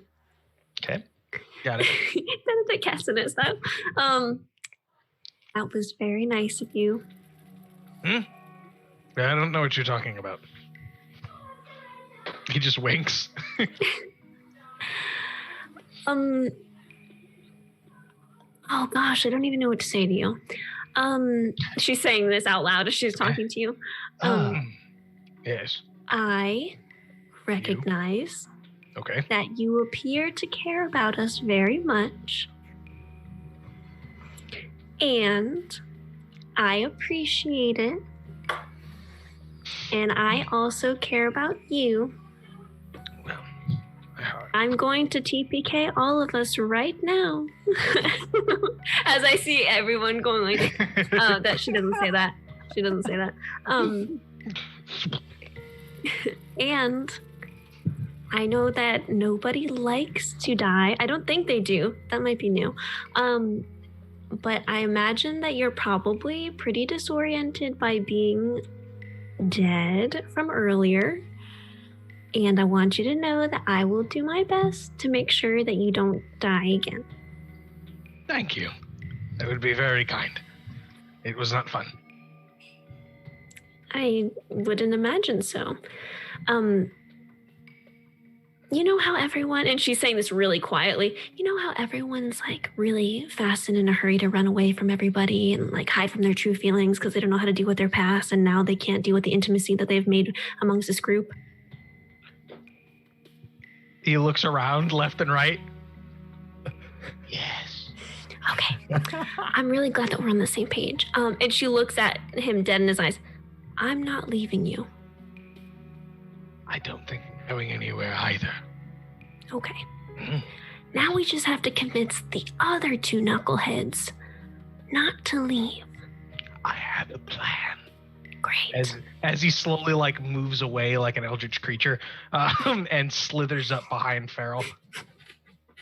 I don't think now is okay. Oh, she's totally engrossed with reading these papers. She does not care. Mr. Fiend just places something on the paper that you're reading and walks away. Looks back at you and then looks at what you flip. It's a diamond of resurrection.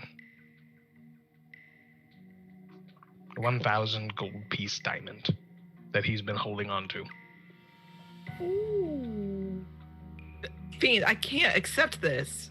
I have no idea what you're talking about, dearie. I will sleight of hand it in your pocket later if you don't take it back. I mean, she can use it, you know what I mean? Like, she kind of needs me. She kind of needs to hang out with us a little bit longer, you know? Exactly. I got who I wanted to come back. Now you should get who you want. Worry about semantics later, dear. Toon's posture sort of just stiffens as this discourse happens. Who am I latched onto currently? I think it's Tarek. It's Tarek. It's Tarek. I'm just staring intensely at Tarek, trying to keep myself occupied. I'm just like, You should really walk closer to our friends. Tarek will just notice this and kind of just shrug it off and kind of just. This is hilarious.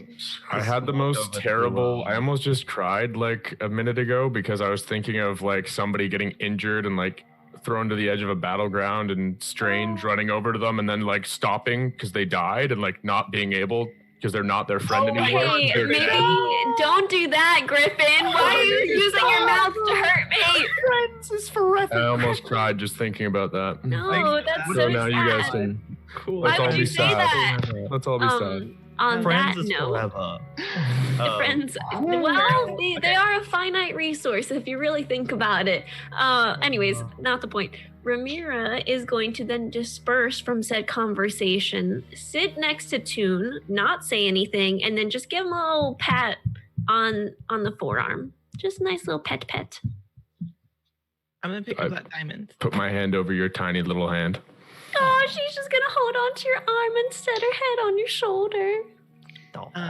Yeah, I'm gonna pick up the diamonds that Fiends left me. Kind of look at it for a second, contemplating, and then put it in my bag. I am deleting it out of my inventory. I will add it to mine for now. Tarek just gonna kind of very slowly make his way over to Farrell and kind of look down at the papers that she's looking at. So, what's the situation? Are you able to get any information from that? What are you thinking? Just got the maps sprawled out, like just some. The ones I'm done with, I'll kind of close and like put off to the side, and filter through them all. I don't know how far or how many I have that I filtered through, but once I've gathered all I can, I'll put them aside and be like, okay, I think unless you guys want to look at these, I think I'm done. I'm gonna turn down to Ramira, who's at my arm right now, and just sort of like with my hand still on hers, quietly staring ahead. I believe anger is a place where we go when we cannot manage our sadness. If I have seemed fiery, reckless of late, it is simply because were I to slip into mourning, I do not think I would be of any use to you. She doesn't look up at you. She just holds your arm and kind of snuggles in a little bit closer. Your heart is breaking again, and I can't expect you to hold all of us up. No. Thankfully, there has come another to lighten my load. And I smile and sort of glance over towards Sir Strange. Well, I've never had my heart broken like this before. And I know I'm little, as she kind of like wiggles in closer, but I'm a lot stronger than you think I am.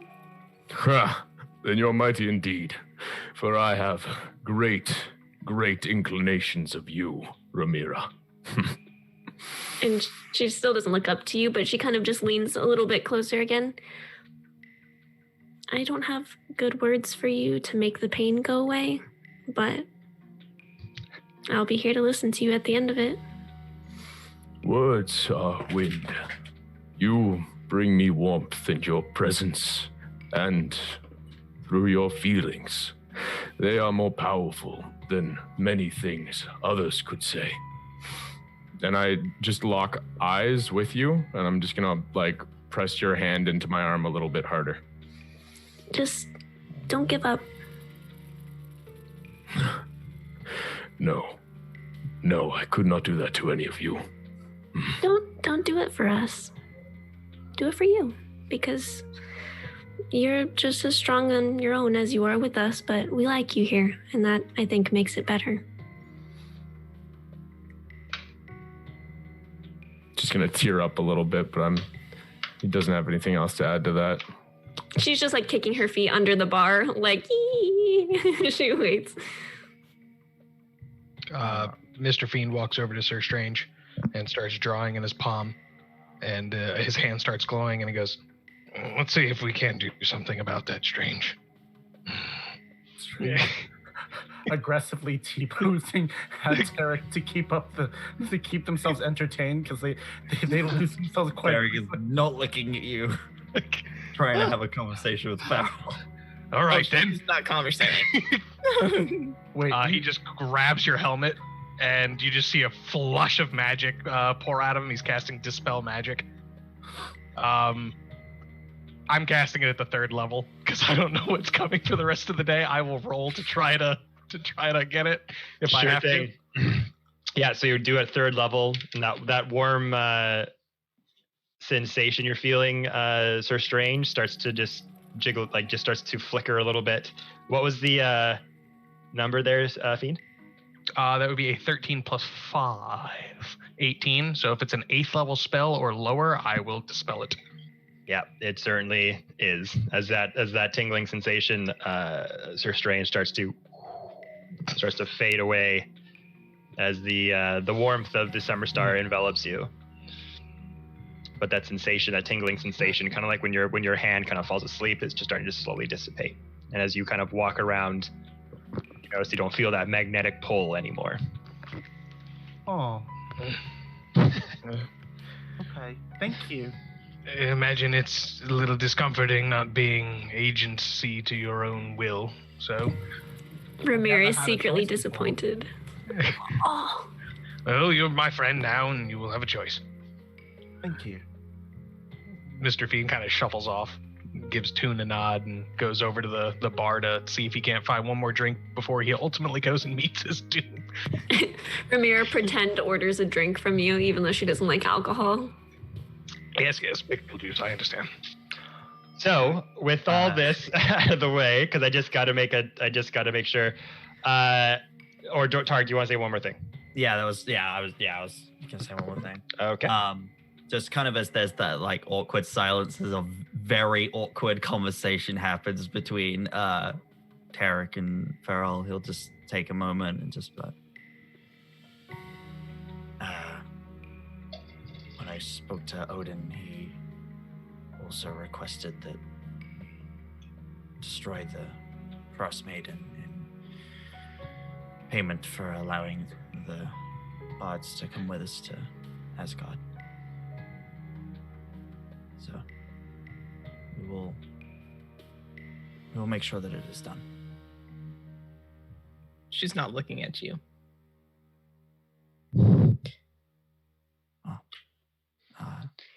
She rolls up the paper and then looks at you. Well, I have a shaman to speak to, so one way or another, I will be going back to Asgard of my own choosing, and starts gathering up the rest of the papers. Whether we were to destroy her or not.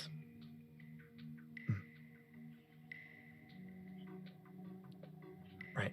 And then she continues gathering the papers, and she goes back to what she was doing. Ramira is still snuggled into Toon's arm as she kind of looks up and pokes Toon of a. I wanted to thank you as well. That makes her stop. Yeah. For kind of holds up a hand and shows the ring. For giving me this. Oh. I don't think either of us realized it at the time, but this is what is keeping me safe right now. It's what's stopping them from being able to track me and stopping Heimdall from being able to see me. So it does mean a lot. Thank you. I'm glad that helped. I have nothing else to say to him. That she's going to keep gathering her papers. That's She has bad. nothing else to He's baby steps. He's happy with that. He'll just leave you to it and kind of step away. She gathers them up in her arms. Looks to Fiend, who's getting a drink, and Toon and Ramir, who are cuddled up. When are we leaving? As I start putting the things, I'll leave the map out. I'll leave the map. So with that, this is where we're going to try to ascertain how you would like to attempt to get to this ship, the Ravenous, near the Revel's End, the prison yard. Cool. So on the map, Revel's End, Yes. you see Bryn Shander there, kind of directly above where the E is, where it says Sea of Moving Ice. Mm-hmm. The port is just right below it, where the water meets the land mass. Okay. That's around where it is. Okay. With this travel, currently, it's all dark. It's basically, it might be daytime right now, but it's all night. It's just a permanent nighttime that's been put on these lands for the main time. So what I would ask from you all is just a bit of details as to how you would like to traverse through these lands, and also sort of doing it on 3 points. One, how would you like to proceed to go to this location? Either you're both gonna fly and take people, however that looks. Two, On the map, how many hours or days does it look like? Because I'm looking at the map and I'm trying to assess how yeah, far. so he said it would take about 2 days travel. 2 days travel. Okay. I just want to make sure. He didn't mention 2 days by which means. Just in general. You could probably assume that 2 days travel would probably be on foot, by riding the axe-beaked birds that you saw with that caravan before, Mhm. that are more climate to the local region. That'd probably cut it by a day and a half. And then by flying, if you were to go at the fastest speed, no brakes, no nothing, you could probably get there within a day. Having said that, with the details of this travel, need to know how you would like to travel there. 2, at what pace. So traveling at a fast pace will give you a little deduction on perception checks and things like that, because you're just barreling through, right? Not really paying attention. It's hard to barrel really fast and also be very astute as to what's happening around you. Normal speed would just be straight checks. A slow speed would give you advantage, a +4 to perception checks and things of that ilk, because you are taking your time, you're looking around, you're making sure that nothing's coming up on you. You also noticed that as you zoomed in from Asgard, that there was a thick cloud formation above all of this, obviously, to keep everything kind of in this dark terrain. So you cannot kind of ascertain you might have some visibility issues. The weather is just whipping around like crazy. So it's a lot to consider. But if you wanted to, if one of you was like, I want to look for flowers to gather for poison or something like that, I'm just saying that if people wanted individual things to do on this travel, this would be the time. But having all said that, having looked at the map and everything and coming up with those variables and the answers, I'm going to look to Toon, because they are most knowledgeable of this area. Toon, what do you assess? Kind of gesturing to the map. Well, these lands have been made into the domain of Ariel. The visibility that we have will not be good should she come for us. Means that traveling on the ground is foolhardy. As much as we might try to hide ourselves, the slightest whiff she gets of our presence, she will rain down upon us, and we will be trapped. Speed is our ally. We can fly, take our companions with us as giant eagles, travel out to the ship, treat with them, find out if they are reasonable, and if not, it matters very little. You and I can take our companions to the Sea of Shifting Ice, and with the Summer Star, we can protect ourselves from the elements that would otherwise be crippling. Fiend, is the murder lady an elf or a human? Kevin, is the murder lady, what race is she? The murder lady. The murder lady. Aptly The named. more we talk about her, the less I want to see her. I don't know what it is. I don't know. Crazy. Kind of weird though. It Like, can't be the nickname. No. That's a normal name. That's actually her government name, this murder lady. Murder lady. Wow. Judging based She off of the is name. a human. Human. Human. She is a human. Human. Mance. And I sort of go to turn to Mance and kind of have to get my arm away from Ramira, but I give her little head pats with my trunk and like turn away to face him. This captain that you've dealt with in the past, do you believe they can be reasoned with? Either to take us in passage or to set up some form of diversion. Kevin, is it wise to assume that during our trades, she's been a difficult, boisterous, bloodthirsty partner, however she has held her word? Roll a history check. This is the TikTok. It is a 12. I feel like I'm just like going 1 point down every time I roll, which doesn't bode well. Was a while ago. It's that certainty is a little murky. Her viciousness, you definitely recall. Her how good is her word? Will she try to turn on you guys? That kind of thing. You're trying to think. You're like, was there ever? Do you remember ever hearing a story of her kind of doing that? It's kind of hard to remember at this point. You know that your former companions did a job with her at some point. It didn't end great.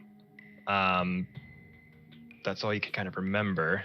But with your syndicate and the people you've run with, you know, most people either earn reputations of this size from being the most chaotic and the most vicious, or have some semblance of honor to them that allows people to continue to work with them. So it's hard to tell right now. My large friend, I would say that I would remember all of my dealings with her, but it was a very long time ago. I do remember the chaotic sense of this captain. However, I do know Zafe, or his type, and he's a clever and shrewd gentleman. He would not trust somebody who did not have a sense of,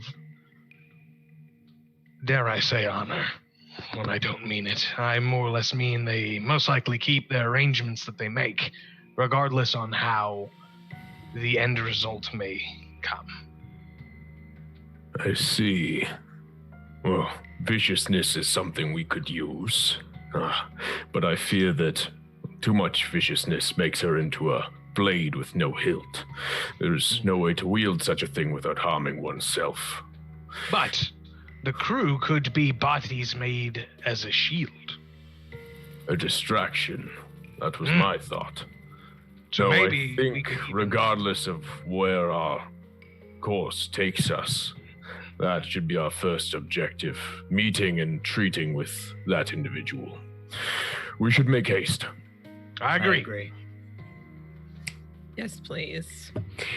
I'm just happy. She leans to Strange. I'm just happy that I don't have to make any of these decisions. I'm just here to hit stuff. So Toon's gonna reach into his hide pouch and pull out the Summer Star, which is still activated, and I'm gonna eye Fiend and hold it out to him. Really? Well, I fear its power may not emanate while I am in the form of an eagle. Do be careful with it. I believe you have a deep, deep understanding of the sort of energy it contains. Unfortunately, yes. He takes it very, very carefully. Does And, the control weather spell continue, Kev? Make an Arcana check. You just handed him the weapon that murdered him last time. You're like, here, what's a little trauma back to ya? A hammer covered in blood. Here you go. What's a little trauma? Here you go, friend. Now your fingerprints are on it. Ah. Okay. Sorry, my character sheet closed. But I rolled a 16 plus 16. There's a plus 4 or 20. A dirty 20. A really grimy, dusty 20. As you pass it over to Fiend also make an Arcana check. Oh boy. I hate that. Here we go, disintegrating again. Here we go. That is a... Where the freak is Arcana? There it is. It's a +6. So that is a 22. 16 plus 6. Nice. You hand over the Summer Star to Fiend, and you feel this deep-seated connection with this tool. As you pass it over to Fiend, this sort of weight sort of on your chest just kind of lifts, almost like it's locked into you at some level. You pass it over, you feel that weight kind of come off your chest, and you pass it over to Fiend, and it starts to flicker. The radiant light coming out of it starts to flicker like a low battery in a flashlight. I'm gonna take it back. Mr. Fiend, like... Well, no, I was going to say give it to him. It flickers at first. Oh, okay. I wasn't done. Sorry. Oh god. It flickers at first. You throw it in the basement. See ya, suckers!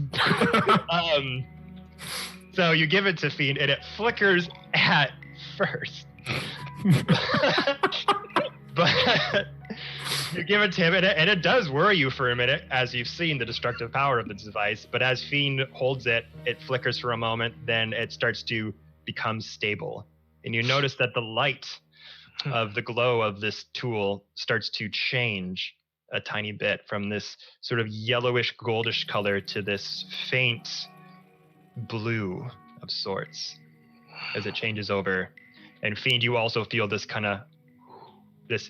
weight that is kind of pressing on your chest as you hold it and kind of merge with it. The device is certainly uncomfortable. Sure, Well. you'll be all right, Fiend. Yes, I have been burdened with far greater things in my life. I'll be okay with that. And he puts it in his backpack. Just making sure. Who is it, Chewingus and Hathawin? They're being babysat by that weird man who gave us all of the different armor. I remember now. Yeah, we left them to be babies. Oh, Couldn't handle another death. not Yeah. important right now, but maybe leave them with some food next time you leave them by themselves all day. Just a thought. Anyways, not important now, but future thoughts. Seconded. I would like to say I left them with food, just not the whole day's worth of food. I forget how much they eat sometimes. They ate an end table and half the bedpost, so Oh, good for them. no, At least they're not getting good some for fiber in them. their diet. Okay, well, we'll talk about this later. All right, so gathering up your things, moving the Summer Star over. I assume Toon and Farrell switch to their giant bird forms. Yeah, I'm gonna take the form of a wild shape into a giant eagle. I roll up the map. I hand it to Sir Strange. And then I shapeshift. Then I polymorph into a giant eagle as well. Mr. Fiend gets this idea, and he remembers being eaten by a worm. Looks down at the pickle jars, being eaten by a worm, and he caps the pickle jars and puts it in his backpack. I already gave it back. I gave it back to Sir Strange already when I capped it. Oh shit. Is there any of that juice still behind the Those counter? are not yours. Was there any juice behind the counter? Yeah, like where the liquor was, like where that was that like magical weird fruit juice. still No, there? not there. Damn. Well, I can always use a pear or an apple, I suppose. Sure, Could you give it imagine magic being bitten by a powers. worm and then like throwing it down and it getting polymorphed on a D100? With you inside? If it gets polymorphed into a sheep, I'll burst out. It's okay. Nasty. I would love to see that happen. Yeah, I hand the jar of pickles to Sir Strange. Okay. It was tight in case you get eaten.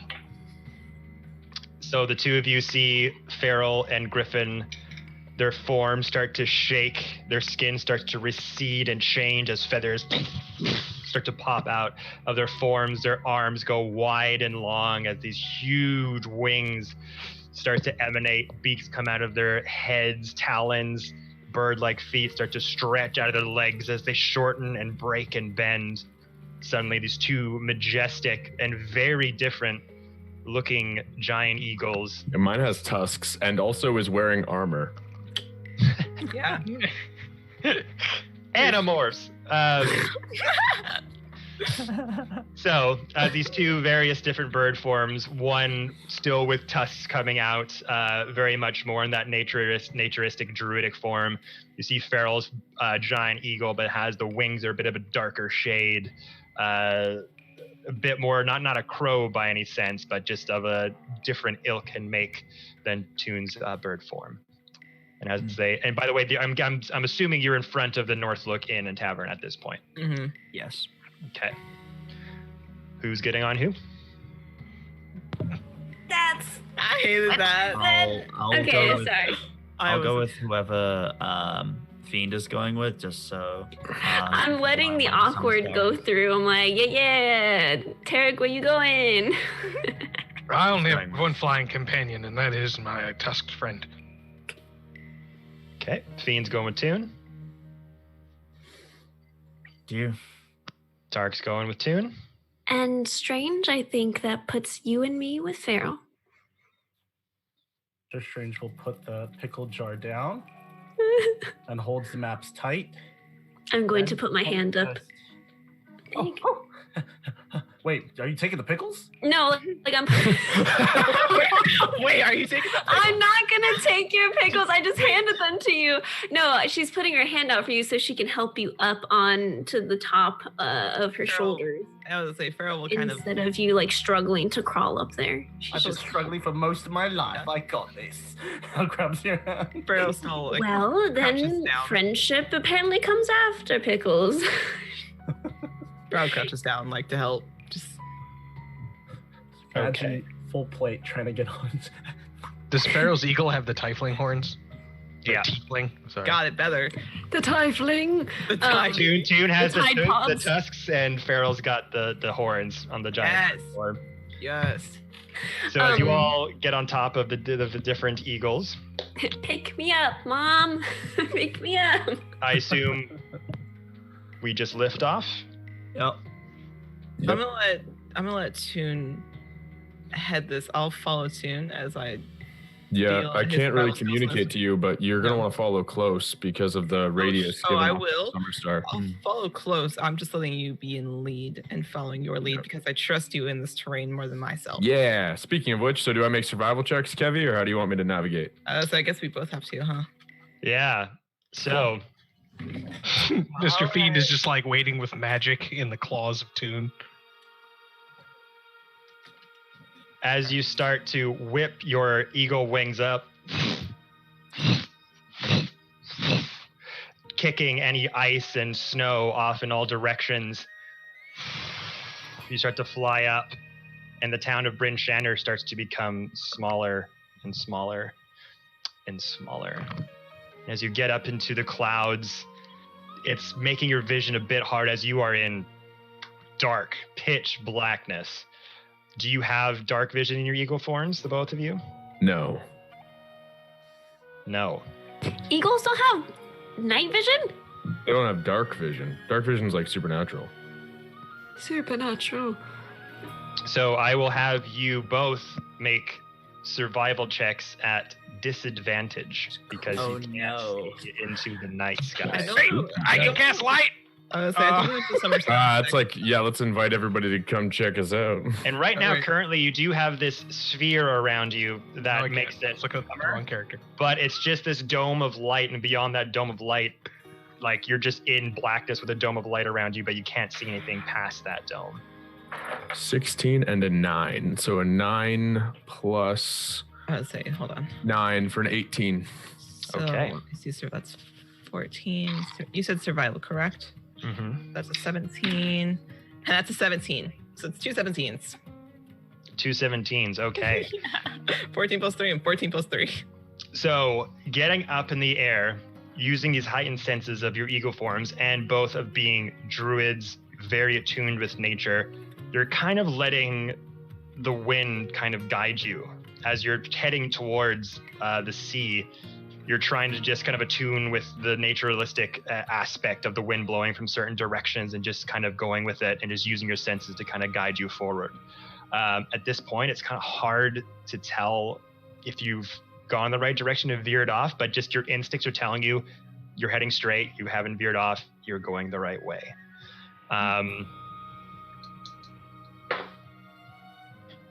Okay. While everyone's on the back of these eagles, the warmth of the summer star is keeping you in good spirits. The wind is kind of passing by your hair, but you're not open to the frigid cold weather that is going on right now. But the winds are still blowing pretty hard, not hard enough to sort of veer you off course, but as you're sort of flying and put yourself through, you can kind of feel the power of these winds kind of blowing you around and sort of jostling your bird form a bit, but you're staying on course. We'll have you roll another set of, this time we're going to do survival checks at disadvantage again.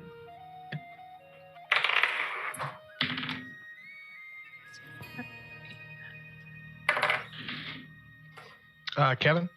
Mm-hmm. So is this the actual control weather spell, just out of curiosity? Yes. Okay. I am going to change the wind to go with us. So I realize you can now change. You can change the precipitation, the temperature, and the wind. So in our at the same time, in our bubble, would I be able to change it to a strong wind from behind us, so that it kind of pushes both eagles forward, kind of like Strong, warm wind. strong warm wind. Yep. We're breaking wind. With no precipitation in our bubble. We're breaking wind. You certainly can. Just kind of like fiddling that with like Toon's talons on my shoulder. Also- just fiddling the thing, also- trying as hard as not to drop it. I rolled that one. That's what I rolled. A 1. Yeah, it's I a 1. rolled a 9 at disadvantage. I rolled a 9 and a 12. Okay. Uh-oh. So, as you're all barreling forward, suddenly you just feel this gust of wind suddenly push you both forward super, super fast, but it's kind of jostling. You weren't told this was going to happen or ahead of time or anything. So as you're just trying to do the best you can, kind of riding down the highway with your headlights on in pure blackness, suddenly the jolt of wind comes from behind you and kind of veers you off a little bit. I'm going to have you both roll perceptions at disadvantage as well, really quick. Oh no. Love all this disadvantage stuff. Perception disadvantage. That's 8. It's a 13 for me. That's 12. With a plus 5. So a 18. That was 12 and 10. So 10. 10, 18. Okay. So you're flying along. That jostling kind of puts you off course for a bit, especially now that the wind is going like with you, and you're not letting the naturalistic part of the wind kind of help to guide you. It's starting to kind of put you off course a bit. With that roll, Toon's in front, correct? Correct. So, Farrell, you're a little bit shaken up right now as you're kind of just riding blind a little bit. You're just trusting that Toon kind of knows where he's going. Toon, you are kind of feeling like you are veering off a little bit. Yeah. You're not going in a straight shot anymore. You're starting to veer off to the left a little bit. And you've gone through probably a few miles at this point in just this fairly little off-put left side of this direction. But knowing that, trying to stay the course, you just try to take another deep breath in and just remember your training, remember what your ancestors have taught you, and try to tune in to the land around you that you are so accustomed to, and try to press forward. So we'll get two more survival checks. Did I kind of like hear the eagles make any sort of like noise or anything? So like when they were jostled, you did hear them kind of in their eagle form, just kind of. Oh shit! I must have done something here. Let's see if I can dial it back to mild, maybe mild winds. I love mild wings. Mild winds. I got an 11. 11. That's a 2. I rolled a 2, but I have a +9. Okay. I got a Fair. 14 that time. 14. Mm-hmm. So now the direction, you're kind of veering left, and as Toon is trying to kind of put himself back on course, you kind of notice that he's kind of starting to veer off a little bit, like his eagle body's kind of starting to go in a diagonal as you're kind of going a bit straighter. You're kind of getting the sense that like you're starting to sort of veer off a bit more now. I need you both to roll perceptions at disadvantage once more. I love all these. But you both took the charge in darkness. You can't see. I could have cast dark vision. I just didn't realize it was going to be this dark. So I got a 28. Well, and can't you cast dark vision now? No, Or in your bird form? I'm channeling a spell right now. So right now I still have Gotcha. endurance on everybody, Yeah. and I can't cast while wild shaped. Yeah. Gotcha. I got And a I got a 20 and 13. 24, so I got a 24. I just realized I could be casting guidance this whole time. Oh no. I'm going to add guidance to Ivy because I can do that because I'm touching you. So I can't do that with Griffin, but I will guidance Ivy. Okay.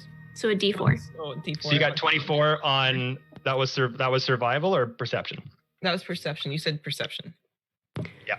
Okay. Just assume that I'm That's guidancing you 28. all the time. That's 28 with the guidance. It's 28 with the guidance. Okay. So you feel yourself kind of veering off course a little bit. And Ivy, you're starting to kind of like, Toon is kind of getting ahead of you a little bit. You're not so much in formation. You're just about outside of that sphere as you're kind of lacking a little bit. But you hear a sound coming from far, far behind you.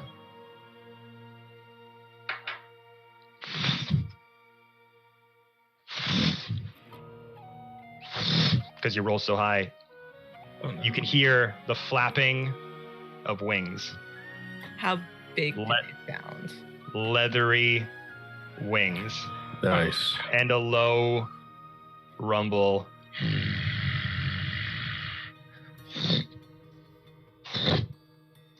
Oh no. And it's there, everyone, that we're gonna have to take our break because it's past 7. Fuck. I will not be eaten by another dragon. Oh, fuck. Do it. I have a We question. will be right back, everybody. We're taking our quick break to refill the drinks and stretch the legs and all that. Oh, God. Yeah, those are some rolls. But yes, we will be right back, everybody. Just give us 10 minutes or so, and we'll do our giveaway for another spot and a new one shot they're going to host pretty soon. Ooh. So keyword will be Pickles. Pickles. Pickles. Yeah. Pickles. Yes! Pickles. So if you want to be part of that one shot and are a subscriber or consider subscribing, put in the word pickles into the chat there. And when we come back in like 15 minutes, we will pick a winner. Thanks, guys. Pickle winner. We'll be right back. Real pickle winner. Pickle winner.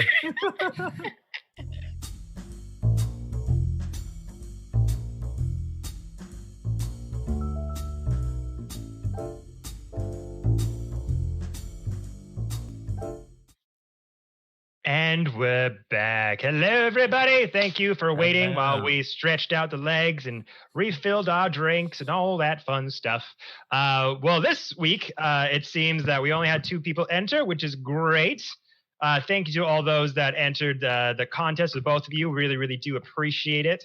But yeah, so now we're going to pick a winner who's going to be entered into next month's one-shot. So drum roll for Nightbot, if you please.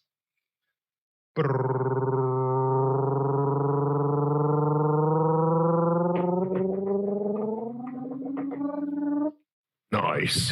What do we get? Shadow went to 193. Shadow. Boom. Lanter. Congrats, my man. You are entered into the one shot for next month. So thank you so much for entering, guys. And like I said, if you want more chances, we do this during all of our streams. So come on back and you'll have another chance to enter a cool one shot. So thank you so very much, my friend, for being a subscriber and for helping us out there. Okie dokie. We got to kill a white dragon. With that out of the way, Or we're gonna die. It's fine. Don't you put that evil on us, Ricky Bobby. let us dive back in. Already killed a blind ass cave dragon. To a very tension-filled moment in Beyond the Realms. So, Right. Farrell, you suddenly start to hear this with this leather flapping wing sound, this low rumble hum several feet from behind you. What would you like to do? I would like to immediately communicate with Toon of there's something behind us. However, that may come out an eagle. No,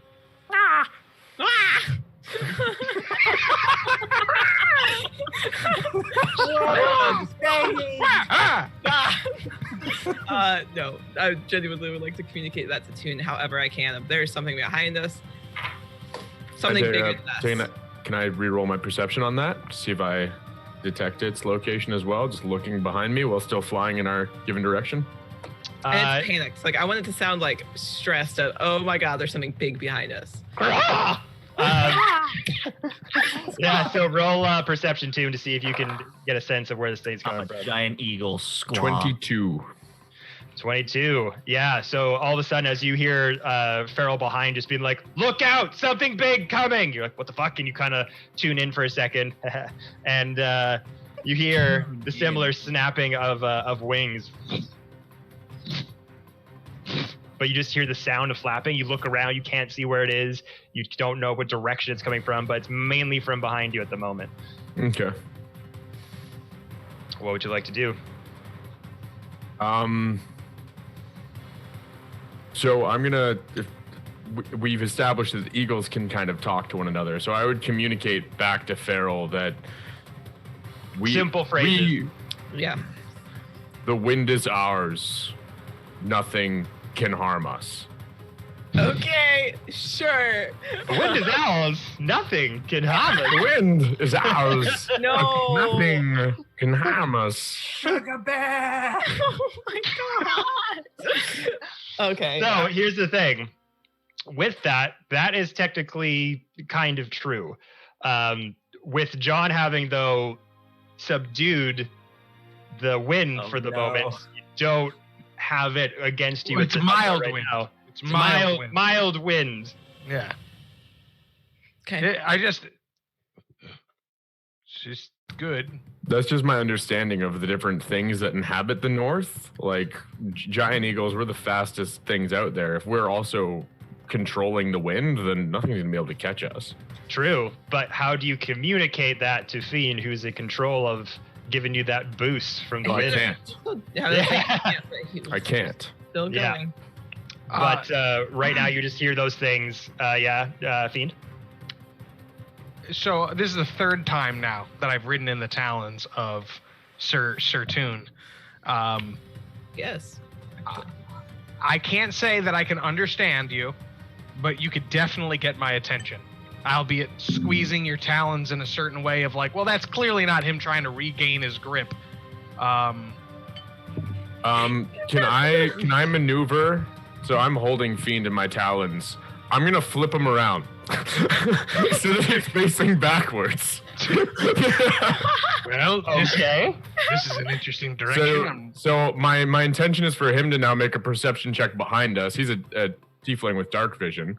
So does he see anything through the dark and possibly approaching us from the rear that he might then react to?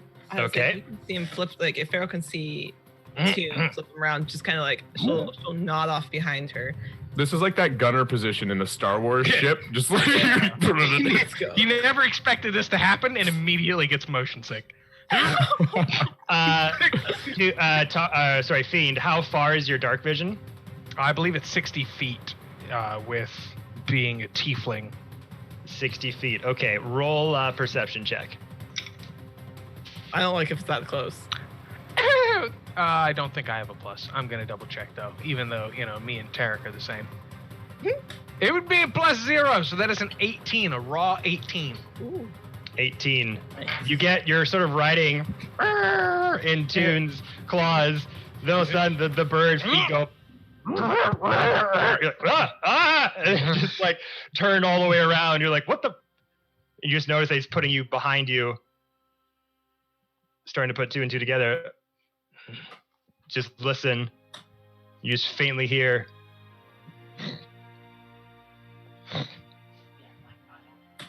Just faint, very faint flapping of leather hide wings. You cannot see anything currently, but you can sort of just faintly hear it in the distance. Dude, my scars are burning. Is there a creature around us? I screech once for yes. Do you think you can outfly it?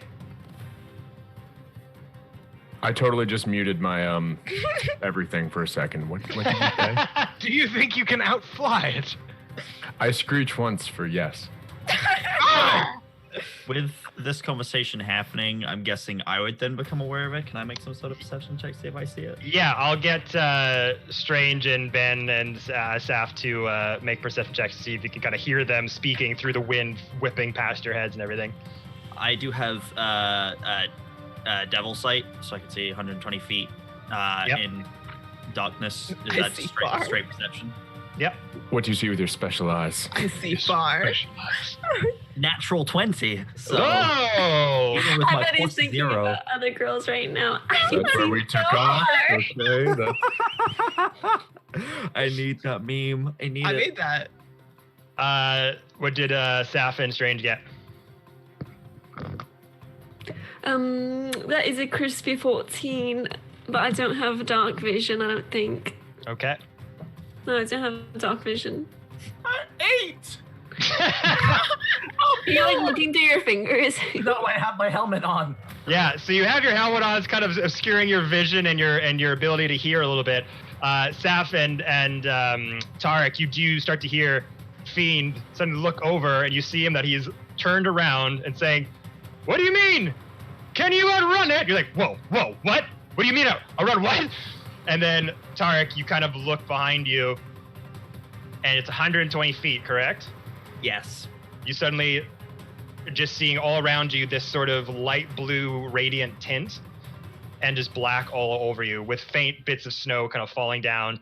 Then you start to hear, and out of the darkness, because you have 120 feet, you see a beak poking just ever so slightly out God, I'm being of the chased by a blackness. beak. A beak. Something is definitely following us, and it is not good. If we It is a go like faster, we need to yeah. go. You see the beginnings of a white, leathery hide, big, jagged teeth, just the tip of it, and then it starts to go back into the darkness. We need to run. Oh, fly. Running is slower than flying. Oh, that's like, wow, we haven't quite. Guys! You know what I meant. Would you say that Oh, it's yeah. within 120 feet still? It do was we wanna- Toon just saw the beak of it for a second, and then went back into the darkness. It's starting to Okay. gain, but it's not I'm just still gonna within the 120 feet range. keep a good old eyeball out in case it comes into range of 120 feet. Okay. just in case the oldie guiding bolt goes off, you know? I'll just So ask, readying "Do an we wanna action. fight this?" Yeah, I guess so. I'll hold one. Okay. My horn-tooth friend, the wind I caused earlier seemed to disrupt your flight patterns. Should I do it again? Are you capable of handling it? I screech once for yes. Farrell's gonna echo that. I just scream. I'm going to increase the wind. What? Derek So are has you- good are you- eyesight, not hearing. He slaps the thing and makes it hot. He said we're going faster. So you're gonna make it do a What? top wind speed? Yeah, so it's going to now we're changing precipitation still 0, temperature hot, not unbearably hot yet, so that hopefully that lifts us as well, and the wind is going to be strong. So one step up from mild, so strong winds, Strong winds jettisoning you forward. jettisoning us forward now that they're prepped for it. So the objective here is to try to outrun this creature. I'm Seems like guessing. it. Yes. Yes, as long as it's not Okay. within our bubble, in which case then it would just follow. As you're all flying and you're just like, you kind of grab the sphere, you're like, ludicrous speed! You just tap it. All of a sudden, the two giant eagles go, just get jettisoned forward. I need all of you to make dexterity saving throws, trying to hold on to the Oh, birds as they saving get throws? jettisoned forward. I have a question. Not the birds, just the ones riding. This one is for actually Jared. You have an aura. Does your aura do anything for Ramira and like specifically? Let me pull up my sheet. Since you had asked me to remind you that you had auras. Right. Do I have to make a check being held in talons? You're being held, so you do yours at advantage. Oh, okay. Fantastic. With my aura protection, since I'm conscious, anyone within 10 feet will get a +4 to all saving throws. +4. Okay. Cool. Am I within that? Because I might need it. No, you're not within 10 You're feet. not within 10 feet. No. Through those future checks, they were starting to be a bit separated from each other. They're not right next to each other anymore at this point. Ramira? I got a 1. Oh, that's spicy. I got. Oh. What, 21. What are we rolling again? This is dexterity dexterity saving throw. Okay. To suddenly hold on to the birds as it just jettisons forward. I got a 17, but with the +4 from Jared, it is 21. Yeah, so the birds are all good. This is just for the people holding on to you. Okay. I got I just imagine 15 her, plus like, my 4, that. 19. 19. Tarek? 13, 10 plus 3. 13. Okay. So, Saf, you are on the top part of the eagle, Mhm. of Toon's eagle, and Fiend is underneath you. Oh no, I'm on Wait. Ivy. I'm on She's Feral. me. So it's me and Strange, and then You're Tarek. Strange.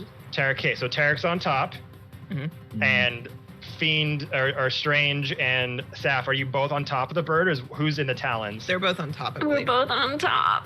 Both on top. Okay, so Strange, grab you. since you are right next to Ramira, you suddenly, with the jolt, suddenly see her go, "Hua!" and just start to buck backward. I'm gonna make you make a quick dexterity check just to try to grab Ramira's hand before they fly off. I got an 18 plus my 4, 21. 21. As soon as Ramira "Hua!" jumps up to the you go and catch Ramira's forearm as she's Just like, and you're able to grab them and put her back onto the back of the eagle. Thank you. Oh my god. don't worry, I won't let you go. Tarek, Yeah. on top of Toon's bird. Tumble backward, grab on to the back feather, and you're just Oh, my barely feathers. hanging Oh, on my onto feathers. the I'm end. wearing of- armor. Come on. Grab that. Griffin, that voice. As you see, as the rest of you who are behind Toon's bird just see Tarek tumble for a minute and then grab the back feathers, and you see his legs just flapping in the air. I screech once for pain and annoyance. That means yes. What?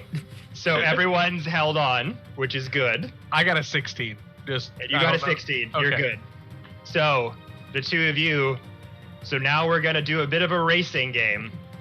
So we are going to make checks contested in 3 rounds to see how close this thing can get to you. Cool. You've got the wind at your back, so I will give you advantage. Oh, thank God. The Black Pearl versus the Flying Dutchman here. This is what- Exactly. I feel right now. I've seen the Black Pearl before. You've seen a ship with sails so black. The black. All right. Just tell us when. All right. And what So- kind of dexterity or constitution? This is going to be this will be Constitution to try to race and try to get as far as you can forward. What's my con? Okay. You've got advantage on that too. Yep. Because of my blessing. I don't though, because I blessed everybody except myself, like an idiot. And I still have Strange's aura, so 6. So 22. Mm-hmm. And I got a 19. Don't like that look, Kevin. I think that Kevin just rolled a nat 20, and that is why he is. Yeah. Okay. Cool. Oh God. Nat Yeah. that's 20. Cool. That's not good. I don't like I knew that smile. I was like, oh God damn it. So as you two getting sort of bolstered by the magical wind, just jettisoning forward, you all lose your grip for a minute, but you're able to hang on as Sir Strange grabs onto Ramira's arm. Tarek tumbles a bit, grabs on the back feathers, and you're just starting to book it forward straight into darkness. And then as the two of you or Fiend, who's still looking backwards, you've got a range of 60 feet. Yeah, 60 feet. I also have guiding bolt ready. You do, Yeah, you do. as you're hanging on. So now, Tarek, as you're kind of hanging on to the back feathers, you look behind you and you start to see the head of a humongous white dragon starts to peer through your far vision Yeah. and comes into view. It's now within that 120 radius. Can I maneuver myself using the hammer back onto Toon's back? Because I can move at the speed of sound with that. I don't know. So one How that second, would because we're work, gonna get but- to Ramira first. So Ramira, you wanted to hold your guiding bolt, Yeah, until it came into view. and you want to hit it. I You want to do. attack it. I do want Okay. to mark this Oh, thing. No. I Okay. don't really care. Yeah, I'm now thinking about all the times I do an old man voice thanks to this party. So it's within 120 feet. Is that within range of your guiding bolt? Mm-hmm. All right. You start to see. Well, what's your vision? That's a great question. 60 feet, or no, 30 feet, but I don't have to see it for guiding bolt. I just have to have it in the area. It just automatically hits. Well, Thing? I have to roll to see, but it doesn't say I have to see it. It just says if it's within my range. That means you have to be able to within your range and see it. Unfortunately. Well, then I'll wait until it gets in. What is it? 30 feet? I don't know how I can tell. It should if you have dark vision, you should be able to have 60 feet of No, I don't. It's just 30 then. 30. Okay, so you're readying your bolt though. If it comes within the range that you can see, you'll be able to Boo. hit it and strike Cry it. every time. But Tarek, you definitely can sense this thing coming. So now you want to attempt to try to use the hammer to fly. Just like up back onto Toon's back, yeah.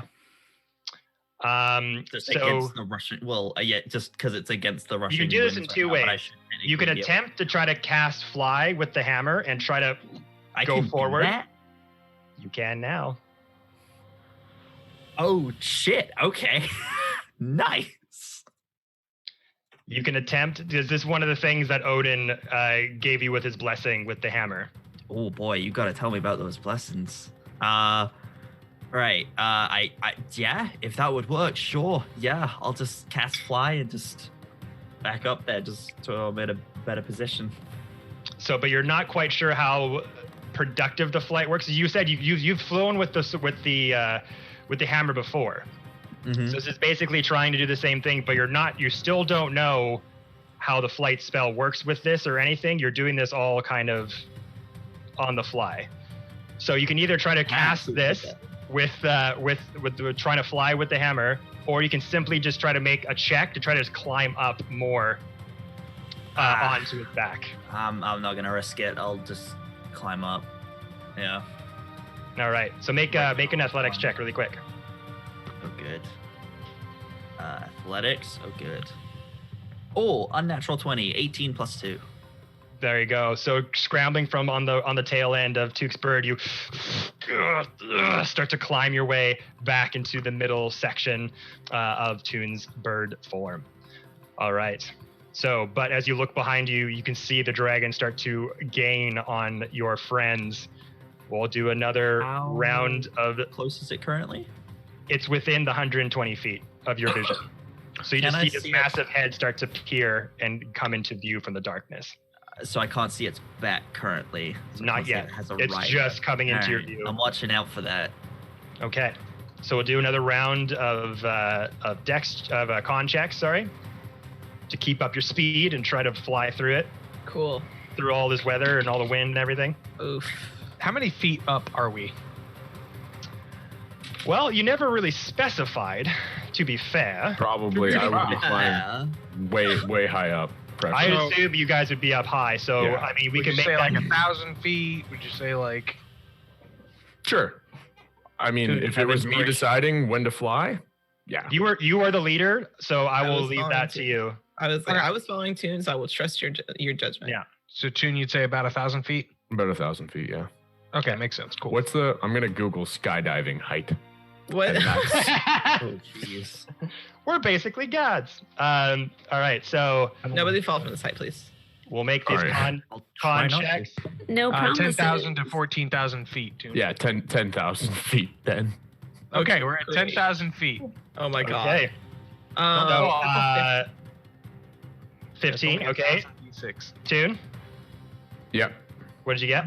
Oh, sorry, 14 plus. Oh, I guess it's the Eagles' constitution, not mine, right? Yep. Yeah, 14 plus 1 for 15. You have a inspiration die if you want to use it. Oh, yeah, sure. Got it from chat. Absolument. Thank you, Chad. Thank you kindly. Woo! I get to use my caltrop. Zane Salon. I got a 4. So that's 19. Hey, let's go. Cool. So 15 and 19. Thank you. So as Tarek, as you're looking behind, trying to keep track of the dragon, you suddenly see its head come into view, and then you see the head start to rescind back into the darkness as the birds are now gaining ahead of the dragon. So that's 1 for 1. Do another Nice. round. What'd you get? Same thing, 14 plus 1, 15. 2 plus 1, 15. 6. With advantage? You have advantage. Oh, do I still have advantage? With the wind. And- yeah, and 'cause it's also blowing guidance. you Oh, forward. okay. And you got guided. No, the 6 was Wait, with from the guidance. wind? I gave you advantage on con saves with Bear's Endurance that I cast like a while back that lasts for 8 Right, hours or But something. I've also got Ramirez guidance. Yeah, should. But you have advantage. I was And- say, hold on. And the There's wind. only so much advantage you. And you got a There's 6? only so many advantages you Either can way, have. now it's a natural 20. So Okay, there we go. I was just saying, either way, Much better. that was a So- Daryl takes the lead. Unnatural 20. unnatural 20. So that indeed happens as Farrell's bird form starts to get slightly ahead of Toon's. Okay, I got, rude. I got Whatever. spooked with Ramiro almost falling. As you guys are kind of catching up to each other now from your various speeds, but the dragon head behind you, Tarek, you look behind and its head still in darkness. I just don't like that it's there. And we're gonna go for one final round. Please All don't right. eat us. What'd you guys get? Hold on, I'm still at advantage. I like that you got a 6 with guidance. I know it's rough. I was like, 18. 17. 17. Tarek, as you look ahead, you don't see the vestige of the dragon body anymore. And Fiend, as you're trying to hear, if you can hear the sounds of the flapping wings, make a perception check really quick. 16. 16. You start to hear the flapping of wings get fainter and fainter and fainter. Oh, good.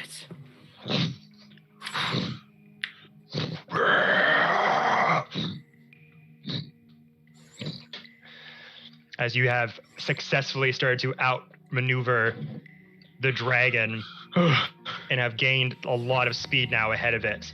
But Goodness. Fiend, surmising that you were holding this radiant sphere, this kind of beacon of light in the dark sky, this cloud cover starts to come past you and into you as it starts to kind of block out, sort of wisping by the summer star. You can see that this cloud cover is starting to kind of shape around you as you've gotten some cover now from prying eyes. I return the temperature down to a moderate warm, so that we're not dying of heat exhaustion, and I will upkeep the strong winds for the time being until I am comfortable that the dragon is long gone and not following us. Okay. So as you keep this up for quite some time now, you're sort of, as Toon is kind of taking the lead again, leading the charge. Do you want to stay up in this cloud cover? Do you want to try to come back down and kind of see where you guys are? It's up to you. I like flying at skydiving height because, we might have to do skydiving. I don't like that. So I'm going to guesstimate. I'm going to keep going to our course in the direction that I think it is. And then when we're in an area where I think that dropping down would show us either the body of water we're looking for, where the ship's going to be, or landmarks around it, that's when I'll fly down to a lower altitude. I would like to point out, I looked it up because I thought I was going to have to do it. You would fall 500 feet per round per 6 seconds. Oh yeah, That's awesome. it's That's bad. why I didn't want to say anything before I asked how high we were flying. But We've got a couple rounds. Siri, play overall, Can and You that's Feel great. My Heart from TikTok as we all fall to the ground. And it is a d6 every 10 feet, so that would have been a 50 d6. And at 10,000 feet, that is 1,000 d6. Perfect. So I just want you to All know, night. if you hold monster something at 10,000 feet, Good Cool. Lord. Cool. So as you are so you guys have been flying for quite some time now. As you said, you wanted to go at a varied pace, going for several hours. Toon, I'll have you roll another survival check just really quick. Just try to see to gauge where you are within this cloud cover. That's going to be a 16. 16. So you guys have been flying for several hours now. That dragon kind of came somewhere in the middle of your travel time, but going fast, trying to pick up, getting there as fast as you can. Toon, you start to feel this coldness, this change. Well, actually, no, you wouldn't be able to because you're surrounded by heat. Yeah. No. So as far as trying to gauge how close you are to the sea, or if you're making closer to the shore, Salt water has a smelly smell that smells. That's small. Smelly. that is true. Yeah, I will give you that. So in a big sniff comes through your beak. You do start to taste the saltiness of the sea in your vicinity. Okay. Then I would sort of, with Farrell behind me, obviously in plain sight, begin the descent and start dropping down out of cloud coverage to get to a place where we have more visibility and we can sort of take it in our surroundings. I drop the wind back to like an easy wind. It's even lower than mild. Oh, I was Like a going to breeze. say mild winds. Like a Mild winds. breeze. Mild Like a wind. breeze, like a nice breeze with warm weather. Jimmy There's no Buffett is pronouncing playing, is what we're things, yeah. saying. Okay. I followed Toon's lead. I trust his Okay. instincts. start to descend down as all this cloud cover is just wisping by you all, and suddenly the clouds kind of start to part and you come into view of the surroundings below. Again, still in the cover of darkness, but you see little various shapes in sort of a body of water.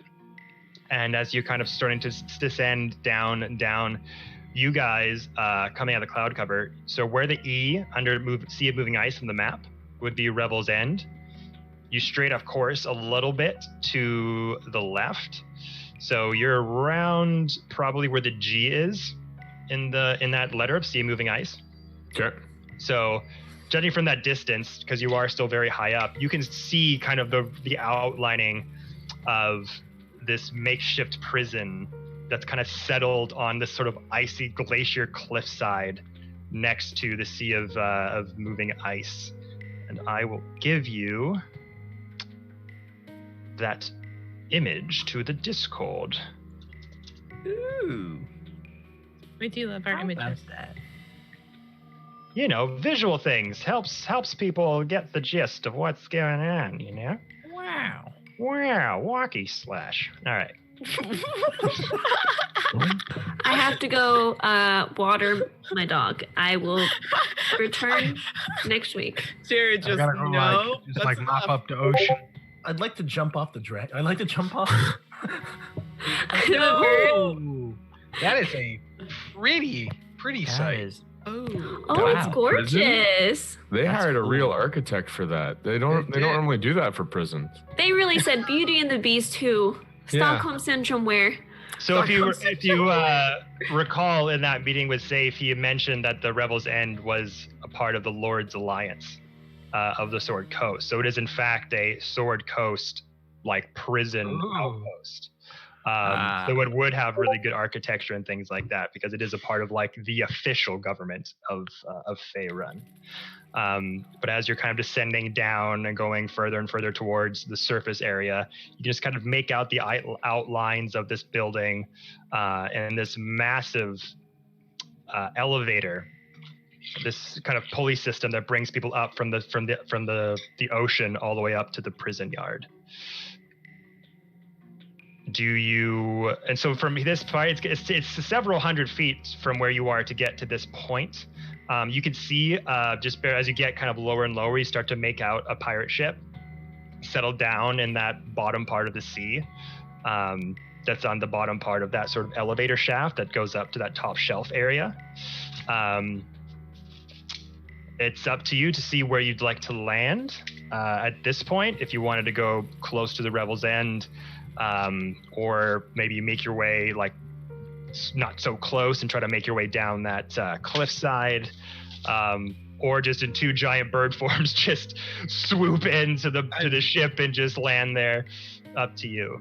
Yeah. I'll look back over my wing and my shoulder to where Tarek is and just give him a long sort of like look, just a long one big bird eye staring at him like.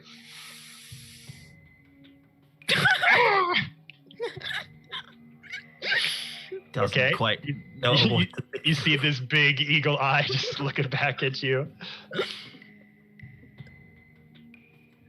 I don't know what you're trying to tell me. Well, that's hopeless. I guess that I have to make this decision. You can speak. You can talk to everybody and find out what we're gonna do, but I guess not. We're flying to the pirate ship. We're going straight What do to we- it. So As long as it doesn't have cannons or ballistas. I would say land What on if- the docks. Hold on, I'll- everybody, hold on. So Tarek, just so you're yeah. aware, you can speak and they can understand you. You just wouldn't be able to hear. So if you wanted have to, get some- thaumaturgy too, so you can like booming voice to everybody. Yeah. I guess I'll do that then. I'll just be like, what do we want to do? Don't land on the ship. They're not capable of forgiveness. I've met a few people like that in my time. They Sounds have guns. Ah, Cool. We Right. won't make it. where do I we don't want know to what land? gun then? is. What? Top of the docks. The elevator. Okay, I'm gonna aim for the top of the docks in the elevator. Following. I think that's a good plan, so I follow. So the top of the elevator on that top shelf. Mm-hmm. Okay. So in your huge giant eagle form,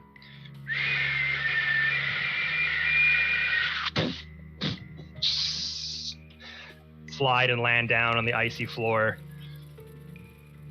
You arrive safely. You vaguely see a couple guards standing on top of the very, very tall towers, just kind of watching you kind of settle down. They're just kind of checking you out, not seemingly doing anything at the moment.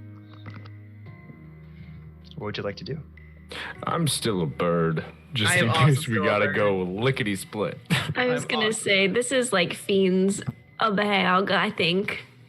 But I'm gonna fix my tail feathers that were so rudely pulled very hard. Listen, I was almost dragon Hey, food. you might right? be into that. Oh no, I hate that. You know what? We're gonna move on.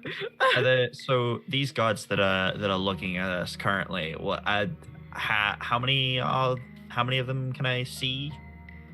Kinda looking at You us? see, there's like up in the tower that you can kind of see. So there's this giant. Basically, it's like this sort of star formation as its base.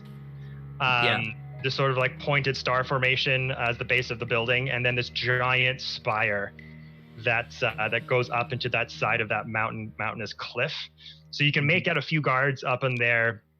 There's a few guards at certain tower points in the lower level as well. At those points, they're just like standing there sentry mode kind of style, and they're just looking at you. They're not being hostile or anything weird. You're not.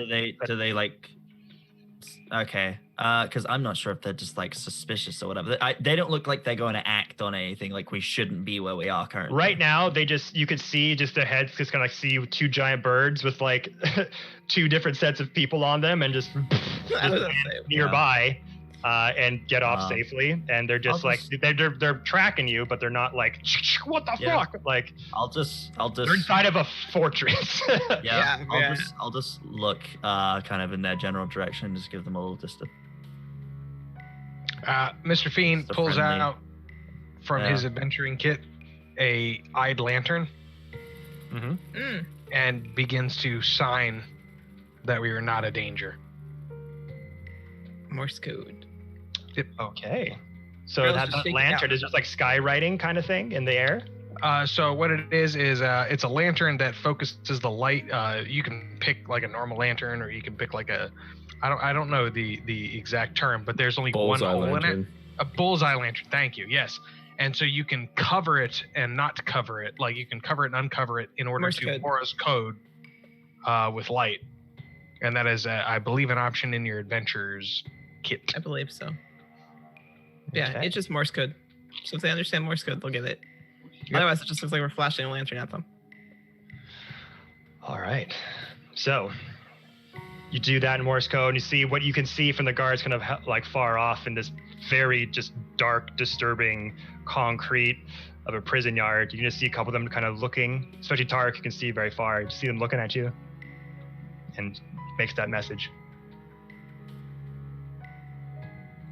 You just see them kind of give a nod of assurance, but they're keeping their eyes on you. Again, they're in this massive, huge construct. You've arrived like several feet away from them. You didn't like crash in the building or, hey, we're coming in. So they're just like, they're aware of you, but they're just standing there. So as you are kind of getting closer to that elevator shaft of sorts, are you guys going to walk more closer towards that, or are you just kind of surveying the area at the moment?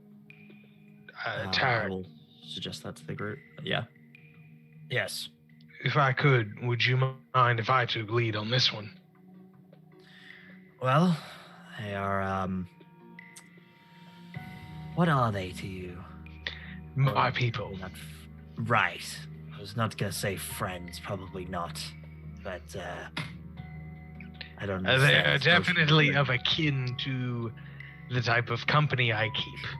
Right. Yes. I will be there if you need backup. But yes, you can take the lead on this one. Much Is- appreciated. This moment that I will thank Strange for not letting me fall to my death. And that is all. Just shaking out my feathers. And the two of you change back from your giant eagle forms. We haven't yet. Not yet. Still there. Okay. So you're leading the charge, going toward. I'm preening myself, and then if it comes to it, I'm not going to fly at them because I think that would be too aggressive. But if we do start to move, I'm going to be hopscotching along the ground at 5 feet per turn, baby. I think. Eagles are really, really slow. I 10 waved to feet. the 10 feet. Just following along with 10. Oh my god, I would love to see that. Jesus. I wave to the tower and ask for them to come hither if there is if there's a ground guard that might be able to come through the gate. So as you're getting closer to that sort of cliffside elevator of sorts, the activity that's going around it kind of comes more and more into view as they kind of look at this group of adventurers led by Fiend with two giant eagles, both in varying differentiating colors and feathers, just coming down in the snow. You start to see that some guards from the Rebels' End are helping a few interesting looking individuals with a certain activity. From what you can see, Fiend, is a pair of tabaxi. Oh. Wearing winter's clothing, very thick leather hide jackets with fur outlining the hoods and the cuffs. And you see there is a pair of them. They're different skin types, but they look identical with very few differentiating markings. Their skin, as you're kind of getting closer, you can kind of see their faces, are hairless. Lord Beerus. And they have varying sort of tattoos that are kind of coming out of the jackets around their hands and sort of up into their necks. One of them has a tattoo that's coming up their cheek and around their eye. They're both wearing these very strange looking masks that are kind of both over their faces to block them from the cold. There's various kind of twisting and turning designs all over them. They're black in nature. I don't remember there being hairless tabaxis on the Ravenous, do I? No, you do not. Okay. And you see that the guards are helping these two tabaxi ferry away, offload some crates onto some wagons from pulling up on this makeshift elevator on the cliffside. And also coming up, sort of you're seeing this elevator raise a fresh batch of crates and cargo that's being supplied to the Rebels' End. And as you see the guards kind of helping take these crates and putting them on back of a cart, you see people, not sure what kind, humanoids that are shackled with garments and bags over their heads, all wearing similar styled winter clothing, kind of being shuffled from the elevator, following the guards, some sitting on the back of these wagons with the horses in tow. Some more of those axe beak birds that you saw earlier are also pulling another wagon. And there seems to be this activity of trade going on, supplies. Hard to make out exactly what the details are, but you see this kind of happening as you get closer and closer.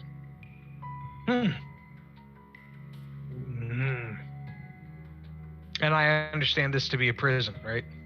Yeah. Okay. We casually make our way towards the elevator shaft where there are people culminating. Okay. You walk towards them. The guards just kind of look over, give a nod as they're all bundled up heavily in winter's gear. Like I told you, it is like insanely cold. There's barely any skin showing on any of them, except for the tabaxis who took off their gloves just to help hold and take over some things. They put their gloves back on. But the guards all have goggles, they have masks, they have big fur hoods over their heads. and they just kind of look over at you as you're kind of coming into view from the darkness, as they're all holding torches over all the traits and everything. 2 giant eagles. As one of the guards says, "All right, that's far enough." Puts a hand out for you to stop. Are they within 60 feet? That's up to you. Did you get within 60 feet? I got within enough distance for the Summer Star to take hold of the surrounding people. So they would definitely see this glowing ball coming towards them, and they'd be like, that's far enough. So for them, for their sight, they could probably see. Well, they got their goggles on, so they have dark vision goggles, so they can see pretty far ahead. So they probably for like around 70 feet out or so, like as far as their vision would hold to be able to see you in the dark, they'd be like, "That's far enough." Hail, guards! We're adventurers, you see. Oh, I can see that. What's with the ball? What's around you? This is considered hallowed ground. Anyone within it can warm their cockles. What? Cockles. What do you mean warm? We're in everlasting frost. How are you able to do this? We're adventurers, mate. That means we're strong. Means we have powerful gear. I raise my feathers, like if you've ever seen How to Train Your Dragon 3. I raise my pickle jar. just flexing on them. Is Toon trying to seduce the gods? Oh, they wish. Barrow's literally just like, "I'm gonna stand here. Cool." Just this dude just. So as he sees this going on, he's like, "State your business." We're here for the ravenous. And as the tabaxis are kind of looking in your direction, you hear kind of one of them off. "The ravenous." Yes, they're here. "What brings you to the ravenous, sir?" Zaif. And you see an eyebrow kind of raise. That's right.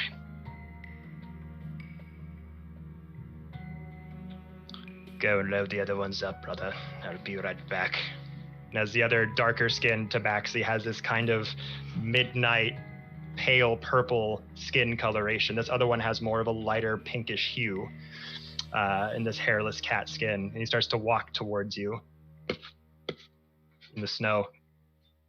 As he enters the Summer Star light, very unafraid, which is, you think like he'd probably take a moment, but he just goes to like pause, yeah, and just comes right in and goes, "Oh, that is much better than out there."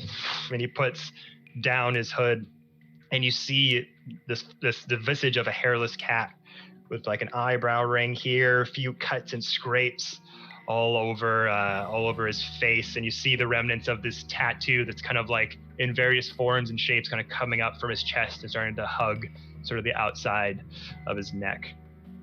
And his eye cataracts are yellow. Ooh, Mr. Fiend walks up to him a little ahead of the party and just says, "Are you conscript to Charlasta's Stormsword?" Aye, that be our captain. Ah, it's good to see she is still captain.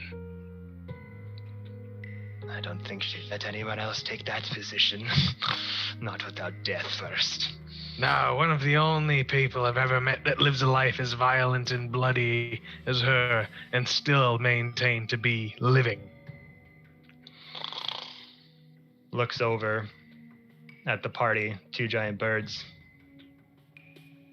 You said the name Zaif? Right.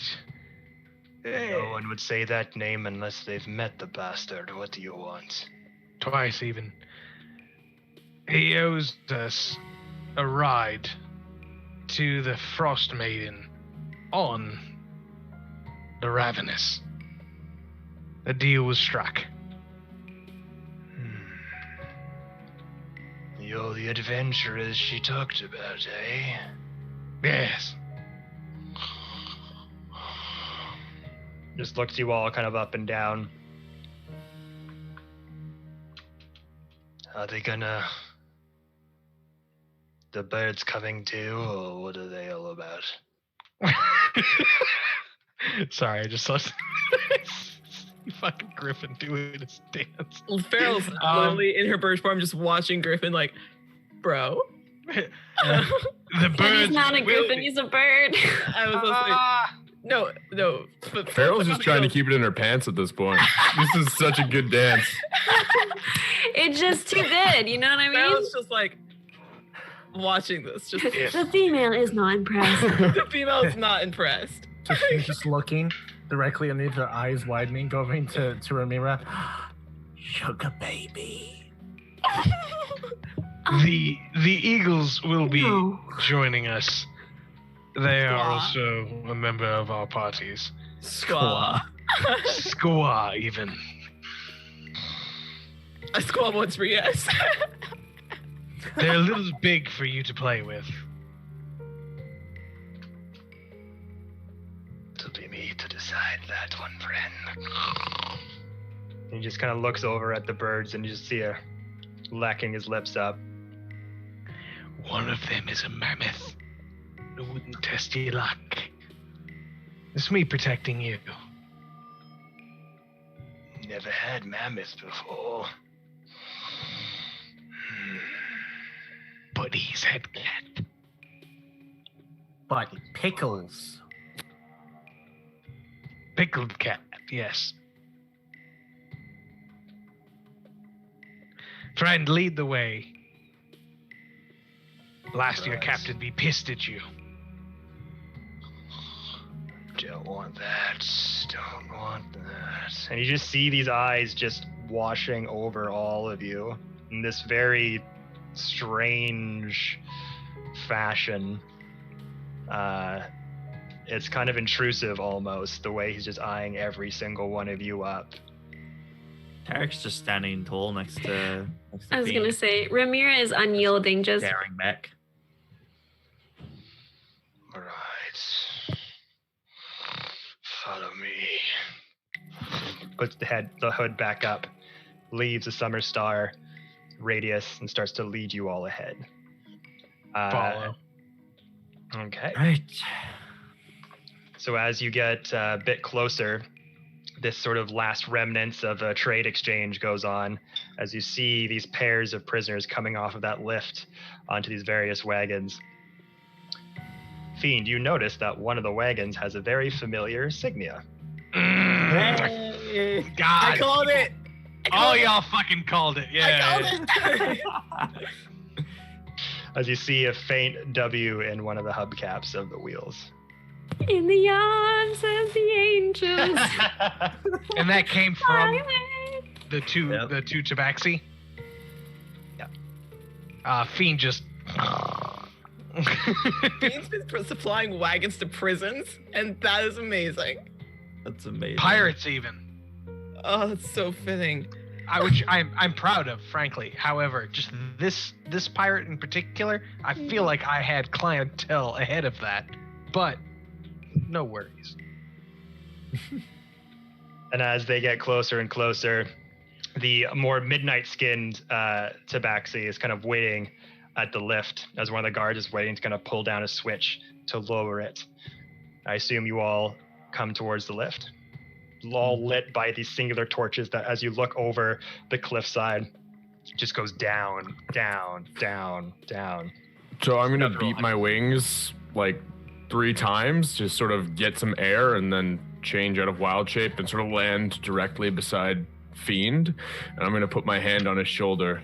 I'm gonna be like, good negotiating, but you do remember I am vegan. And I'm gonna tousle his hair with my trunk a little bit and then just break into stride beside him. Of course, but they don't know that. I'll create shape as well, but I'm going to plant myself by Ramira and Sir Strange. Toon, can you turn into a narwhal or a killer whale, even? I can, yes. Then we could ride inside his mouth if he was a blue whale. Just with this cold water, I wanted to make sure that you could turn into something that could swim. For instance, if this pirate does pertain to be too much for us, we could sink her ship. It can be done. Barrel in the background. I have a folding boat. Fantastic! Look at this. It's a boat and a whale. I have pickles. And I'm pickles. going to hook Farrell's arm as we walk in. Okay. Just gonna leather. I know it's cold out, but geez, warm up a bit. Even if it's only in personality. And she kind of like nudges you. Come on. Ha ha ha. I don't have any. And as you all shuffle over to the lift coming out of your giant eagle forms, the Midnight Tabaxi's on the lift with you, is just kind of standing there, just looking at you all up and down. His irises are more of a dark blue. And the pink-skinned Tabaxi, the hairless one, goes over to the guards and is kind of making exchange of sorts, shaking hands, trading coin. And as their guards kind of pick up the wagons, start to lead them out, he goes over to one of the wagons that the guards brought. Signals over.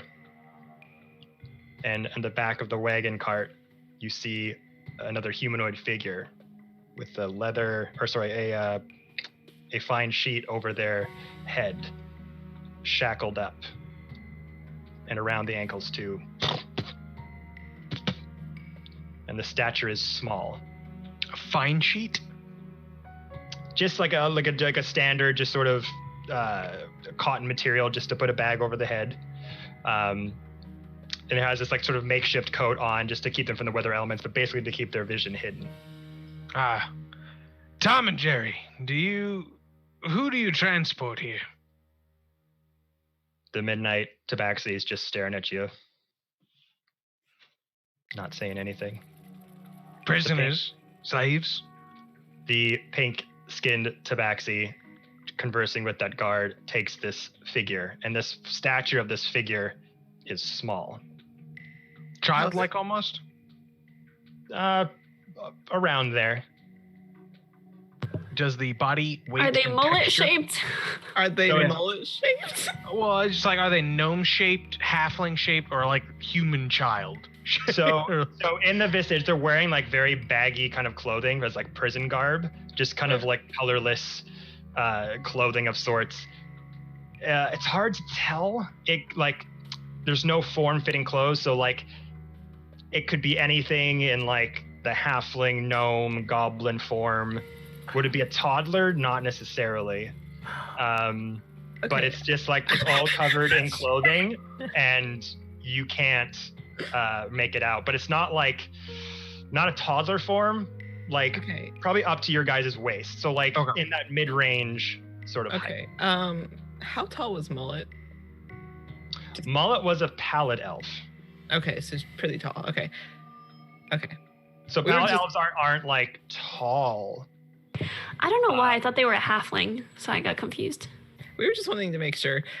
Yeah. I got confused by that. Sugar bear. I saw Jared's face. Yeah. That was all. I just wanted to make sure. Okay. Yeah, so pallid elves are let me just double check. I would lean over to Strange and go, just so you know, Sugar Bear is actually a goblin. Have you seen a goblin before? Yes. A tiny person, green, usually sharp teeth, very small. So if you see a small goblin, that might be our Sugar Bear. But until then, probably not Sugar Bear. Probably just someone who's small. Just for your peace of mind. I'm gonna walk up to the pink Tabaxi who's got the meaty... So the height of this person is around 4'6" Okay, so not mullet height. So like a fifth mullet. grader. Pallid elves are around 4'6" as well, but like this height is like it's hard to discern. If you you can't tell if it's a pallid elf, if it's a hobbit, if it's a goblin. It's just within that height range. Okay. And all those different varying races have different shapes and heights to them. They're not like, oh, it's 2 feet, so it must be a halfling. Oh, it's 3 feet, so it must be a goblin. You know what I mean? So it's like You can tell that this is a shortened Okay. feat. I'm if that happy. makes sense. Thank you, Kevin. Takes the wind and changes it up. So the wind will be blowing straight up to catch the bag on their head. To go up into the air. Are you away from your friends at the moment? He begins walking towards the pink tabaxi and like holding his like hand out as like I have to check this for a second. So, okay. Oh, jeez. I don't know what is the radius of this sphere. I think we said 30 feet. 30 feet. Okay. Yeah. So, but he has a hood up with the garment over his head because he's wearing like a winter coat. Okay. So you kind of come over like, hey, what's over there? And a bit of his clothing and the wisps of the garment over his head kind of perks up. And for a split second, you can see dark green colored skin around the neck. As soon as you do that, the tabaxi skinless cat bamps right over to you, dagger in your throat. Whoa. Don't ever do that again. I turn him into a cat. No. No. No. Are you gonna polymorph him? No. Yeah, you're not coming at my friend with a knife. Oh my dipshit. God. God. He can make a wisdom saving throw. Oh no. That goes all right. Okay.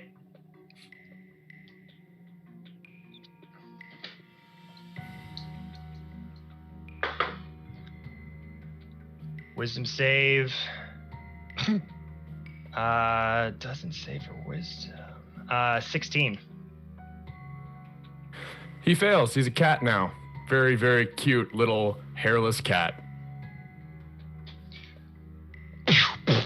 Suddenly, the hairless cat shrinks into the normal sized cat. Mr. Fiend doesn't even look as he just reaches down and picks it up by the scruff of its neck and Who holds is him. next to the midnight tabaxi? I don't know. I would say. I mean, It's I- probably. Were any of us near them? we would have to. You're all on this lift with him. I on was the at the corner front there. with Fiends, so, So I it'd be would. me and Ramira Realistically, then. it's probably me. I Yeah, would it's say probably it's me me and or Ramira. Feral. It's me and Ramira then. Well, I mean, where's the Midnight Tabaxi on this left? So let's say it's rectangular space, right? Mhm. Smooth rectangular space. He was off to the right here, Yeah. like ready for the guard to pull the switch down. Yep. Then I assumed Fiend was kind of standing next to him. Then he went and walked towards the pink one. So it'd be whoever was standing there and alongside there. I was sitting It's next to him. probably me and Feral, let's be honest. Okay, I I'm gonna think have it you was. both roll dexterity checks really quick. Oh, I'm Check. good at those. Check or save. Just straight up Oh. dex check. Dex check. That is actually not bad for me, for once in a life. Ooh. That is a crisp 19. That is a 20 for me. Unnatural. 18 plus 2. Mm.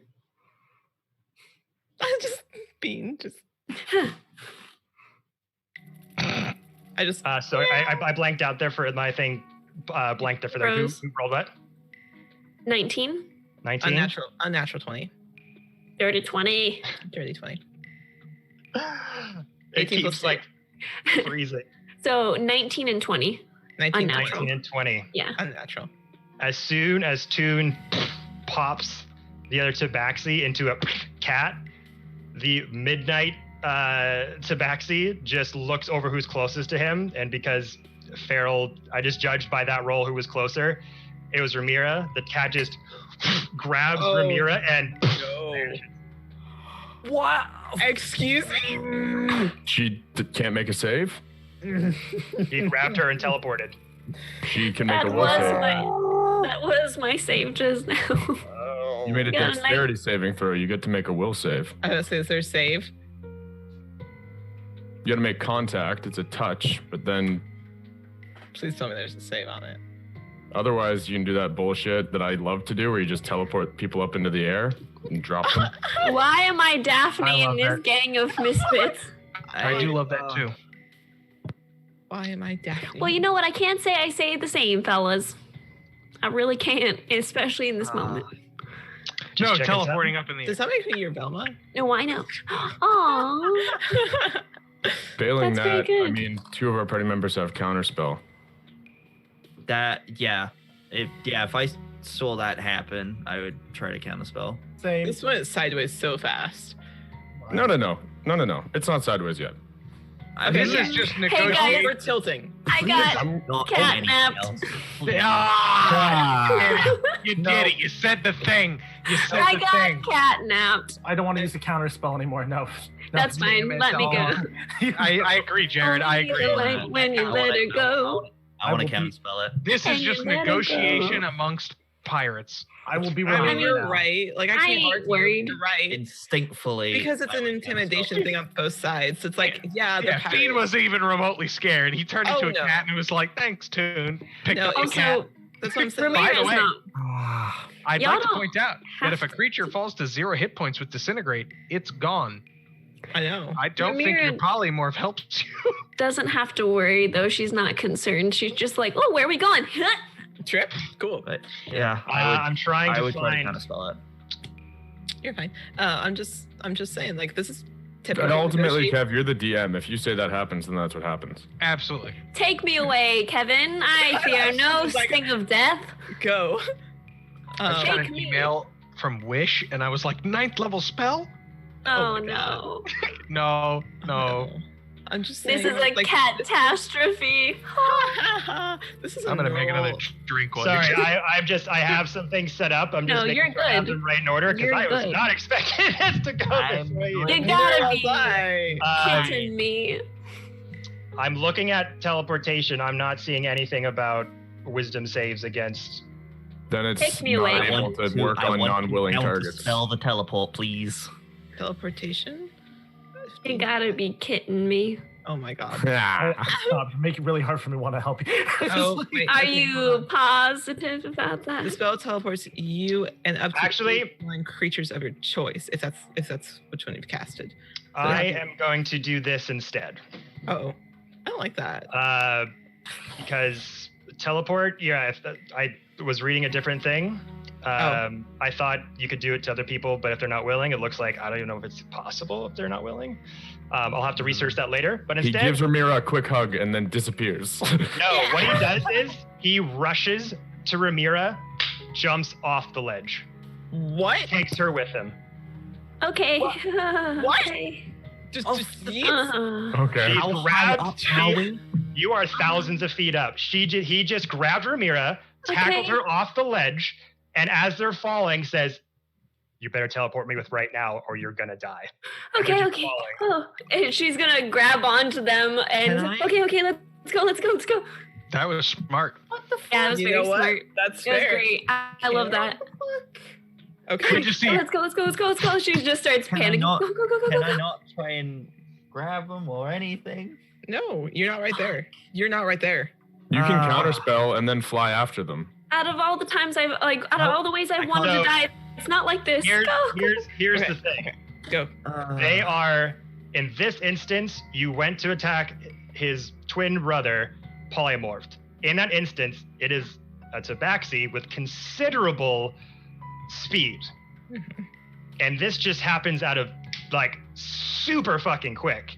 You could try to attempt to stop them, but it's happening so fast it just darts off of the cliffside. Now to counterspell, they're just falling. You don't even know if they're casting a spell at this point. She just tackled her and they're just falling and falling. Oh, I love the Amazing Spider-Man. Just like counter spell. What? And that's We what, fucking and then die. that's what he'll say to Ramira is like, you better be willing to do this or we're gonna I'm die. willing. I've never wanted to die this way. Let's go. Okay. So as that happens, you just look over the side and just see the two of them falling, and then puff of smoke like Nightcrawler. Are you petting this cat right now, John? Yeah, because I'm like Mr. Fiend thinks there's no fucking way that dude tackled her off the edge and just killed both of them. Like he's a Tarek is going pirate. to look He would never do Pharaoh, that. Pharaoh rushed to the to edge. see In what- order to counterspell, right? If I'm you want not- to look over the edge, and then I guess if you see I'm not- it no, kind of I'm poof, you could say, watching this no, happen. don't teleport. I was like, Pharaoh's just gonna look over the edge. Like, Just let it happen. It's I I'm, let yeah, it happen. I know, I am. Hold on, please. I'm not going to counterspell it. Just going to the edge and watching it happen, because that's all I can do. Oh, yeah, Pharaoh rushed to the edge and looked over, like, oh my Definitely. god. I With- am gonna be a bastard with- though. With I'm gonna the turn- full speech probably out of my range anyway. What was that? What was that stuff? I am gonna be a bastard, and as I say yes, yes, and he transports me. As soon as that happens, I'm immediately shapeshifting into his brother. Oh, that's funny. I'm gonna I hope wait you until speak we to land. Maxie. I'm gonna wait until we land on our whatever location, but I'm gonna immediately turn into his brother as soon as we teleport to wherever we go. Okay. Um, So we'll start from up top. You just see the two of them. This cat just with lightning fast speed just pounces at Ramira, and they just both start falling, and then within a few seconds, puff of smoke, and they're both gone. This is now your time to kind of react to that as you I'm see just gonna- the pink cat just start to walk over to your side with this small stature of a person in shackles, just like sort of looking all around. The guards who are still there are also just sword down, like, what's happening? What's going on? Whoa, whoa, whoa. Nothing's happening, Hang on. you people. I'm just gonna turn to. Am I aware that it's Toon that's done this polymorph? I can't remember if it's somatic. Yeah. Yeah. Toon, what the fuck? What Thank do you, mean? June. He took a dagger to Mance. Of course I'm going to do something. What? Stop You scratching. antagonized him. Fucking Why? And now Ramira is gone. Pharaoh wants to pet the cat. Just pet the Stop it. Is the Fine. dagger on You the ground? struggle, I will drown you. What's that? Is the dagger that they used to still on the ground? It would have fallen. But the guards are all there, standing guard as you, whatever client they were working on, you just polymorphed and you're holding the cat in your hand. All the guards going, stop! What are you even doing? Stop right now! What is this? We're business with this one's master, and this one decided to turn on the clientele before we got there. You are endangering a client of the Lord's Alliance. Put They it are down. not in danger. They are fine. Put your brittle swords away. You're making fools of yourself. Oh, for God's sake. As they blow a whistle, you start to hear gates Oh, no.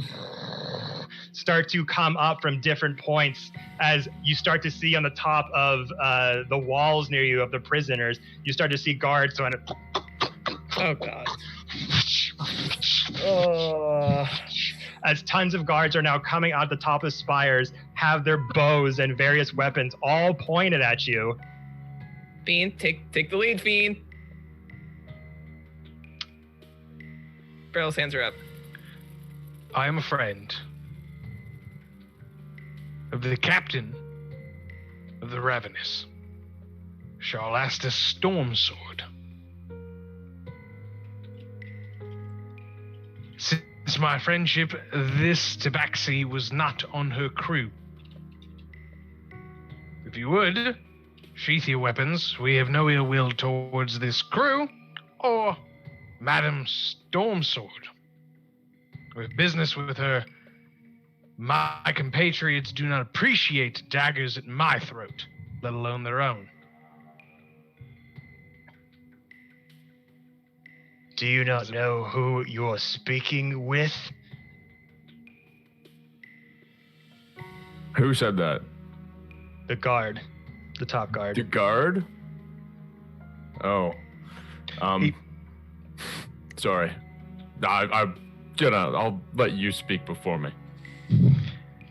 He brings the cat into his arms and begins petting the top of his head. You live in Icewind Dale. I am gonna give you one last chance to put the cat down. And puts his sword up. The short sword ranges up as all the bows start to knock back. That Tabaxi is a client and works with the Lord's Alliance. You have just attacked, in fact, the Lord's Alliance itself. If you will not heed to our actions, we have given you fair warning. Put the Tabaxi down.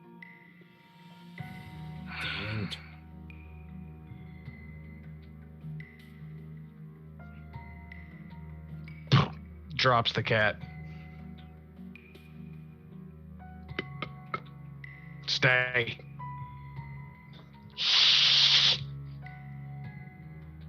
You're not out of disintegration yet.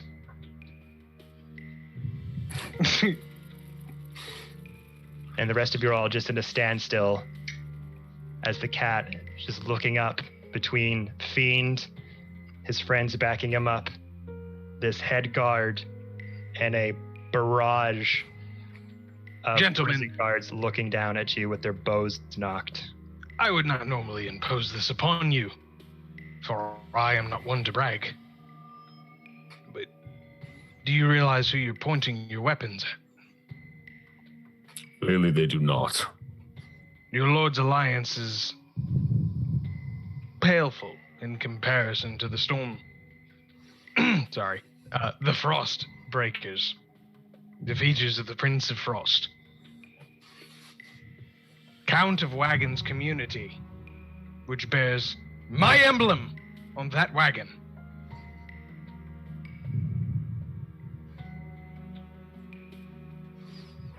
Friend Azaif, who they work for. Continue to point your weapons at me, and it won't just be your godforsaken lives I take. It'll be your souls. And it's there, everyone, that we're going to end the session. We can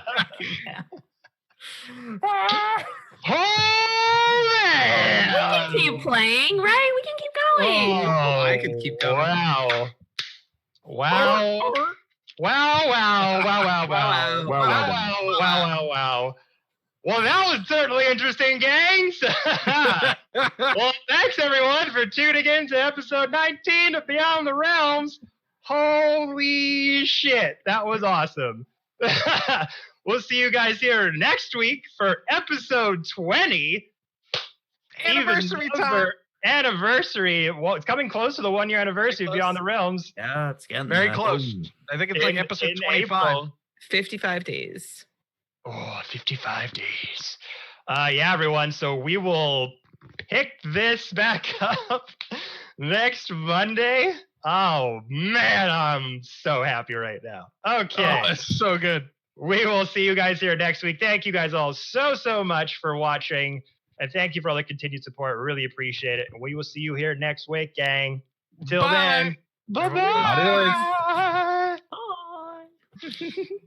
Oh, man. Oh, Lord. Are we out? Ready? I don't think we are. I don't know. We're still in. We're still in. We're going to keep waving then. Everyone. We'll just keep waving until Jordy knows what's going on. It might be 6 more minutes before he realizes. Never gonna give you up. Never gonna let you down. I think what Jordy is saying is that we should keep playing. Jordy out there, you have to keep playing. I was just gonna start laying into that guard captain and like insulting him. So I cannot wait to see what happens now. That's another hour. I would like to say, Mother, if you would like to release the memes, you can go ahead. Oh my god! Oh my god! Motivate to get back with the memes. Yeah.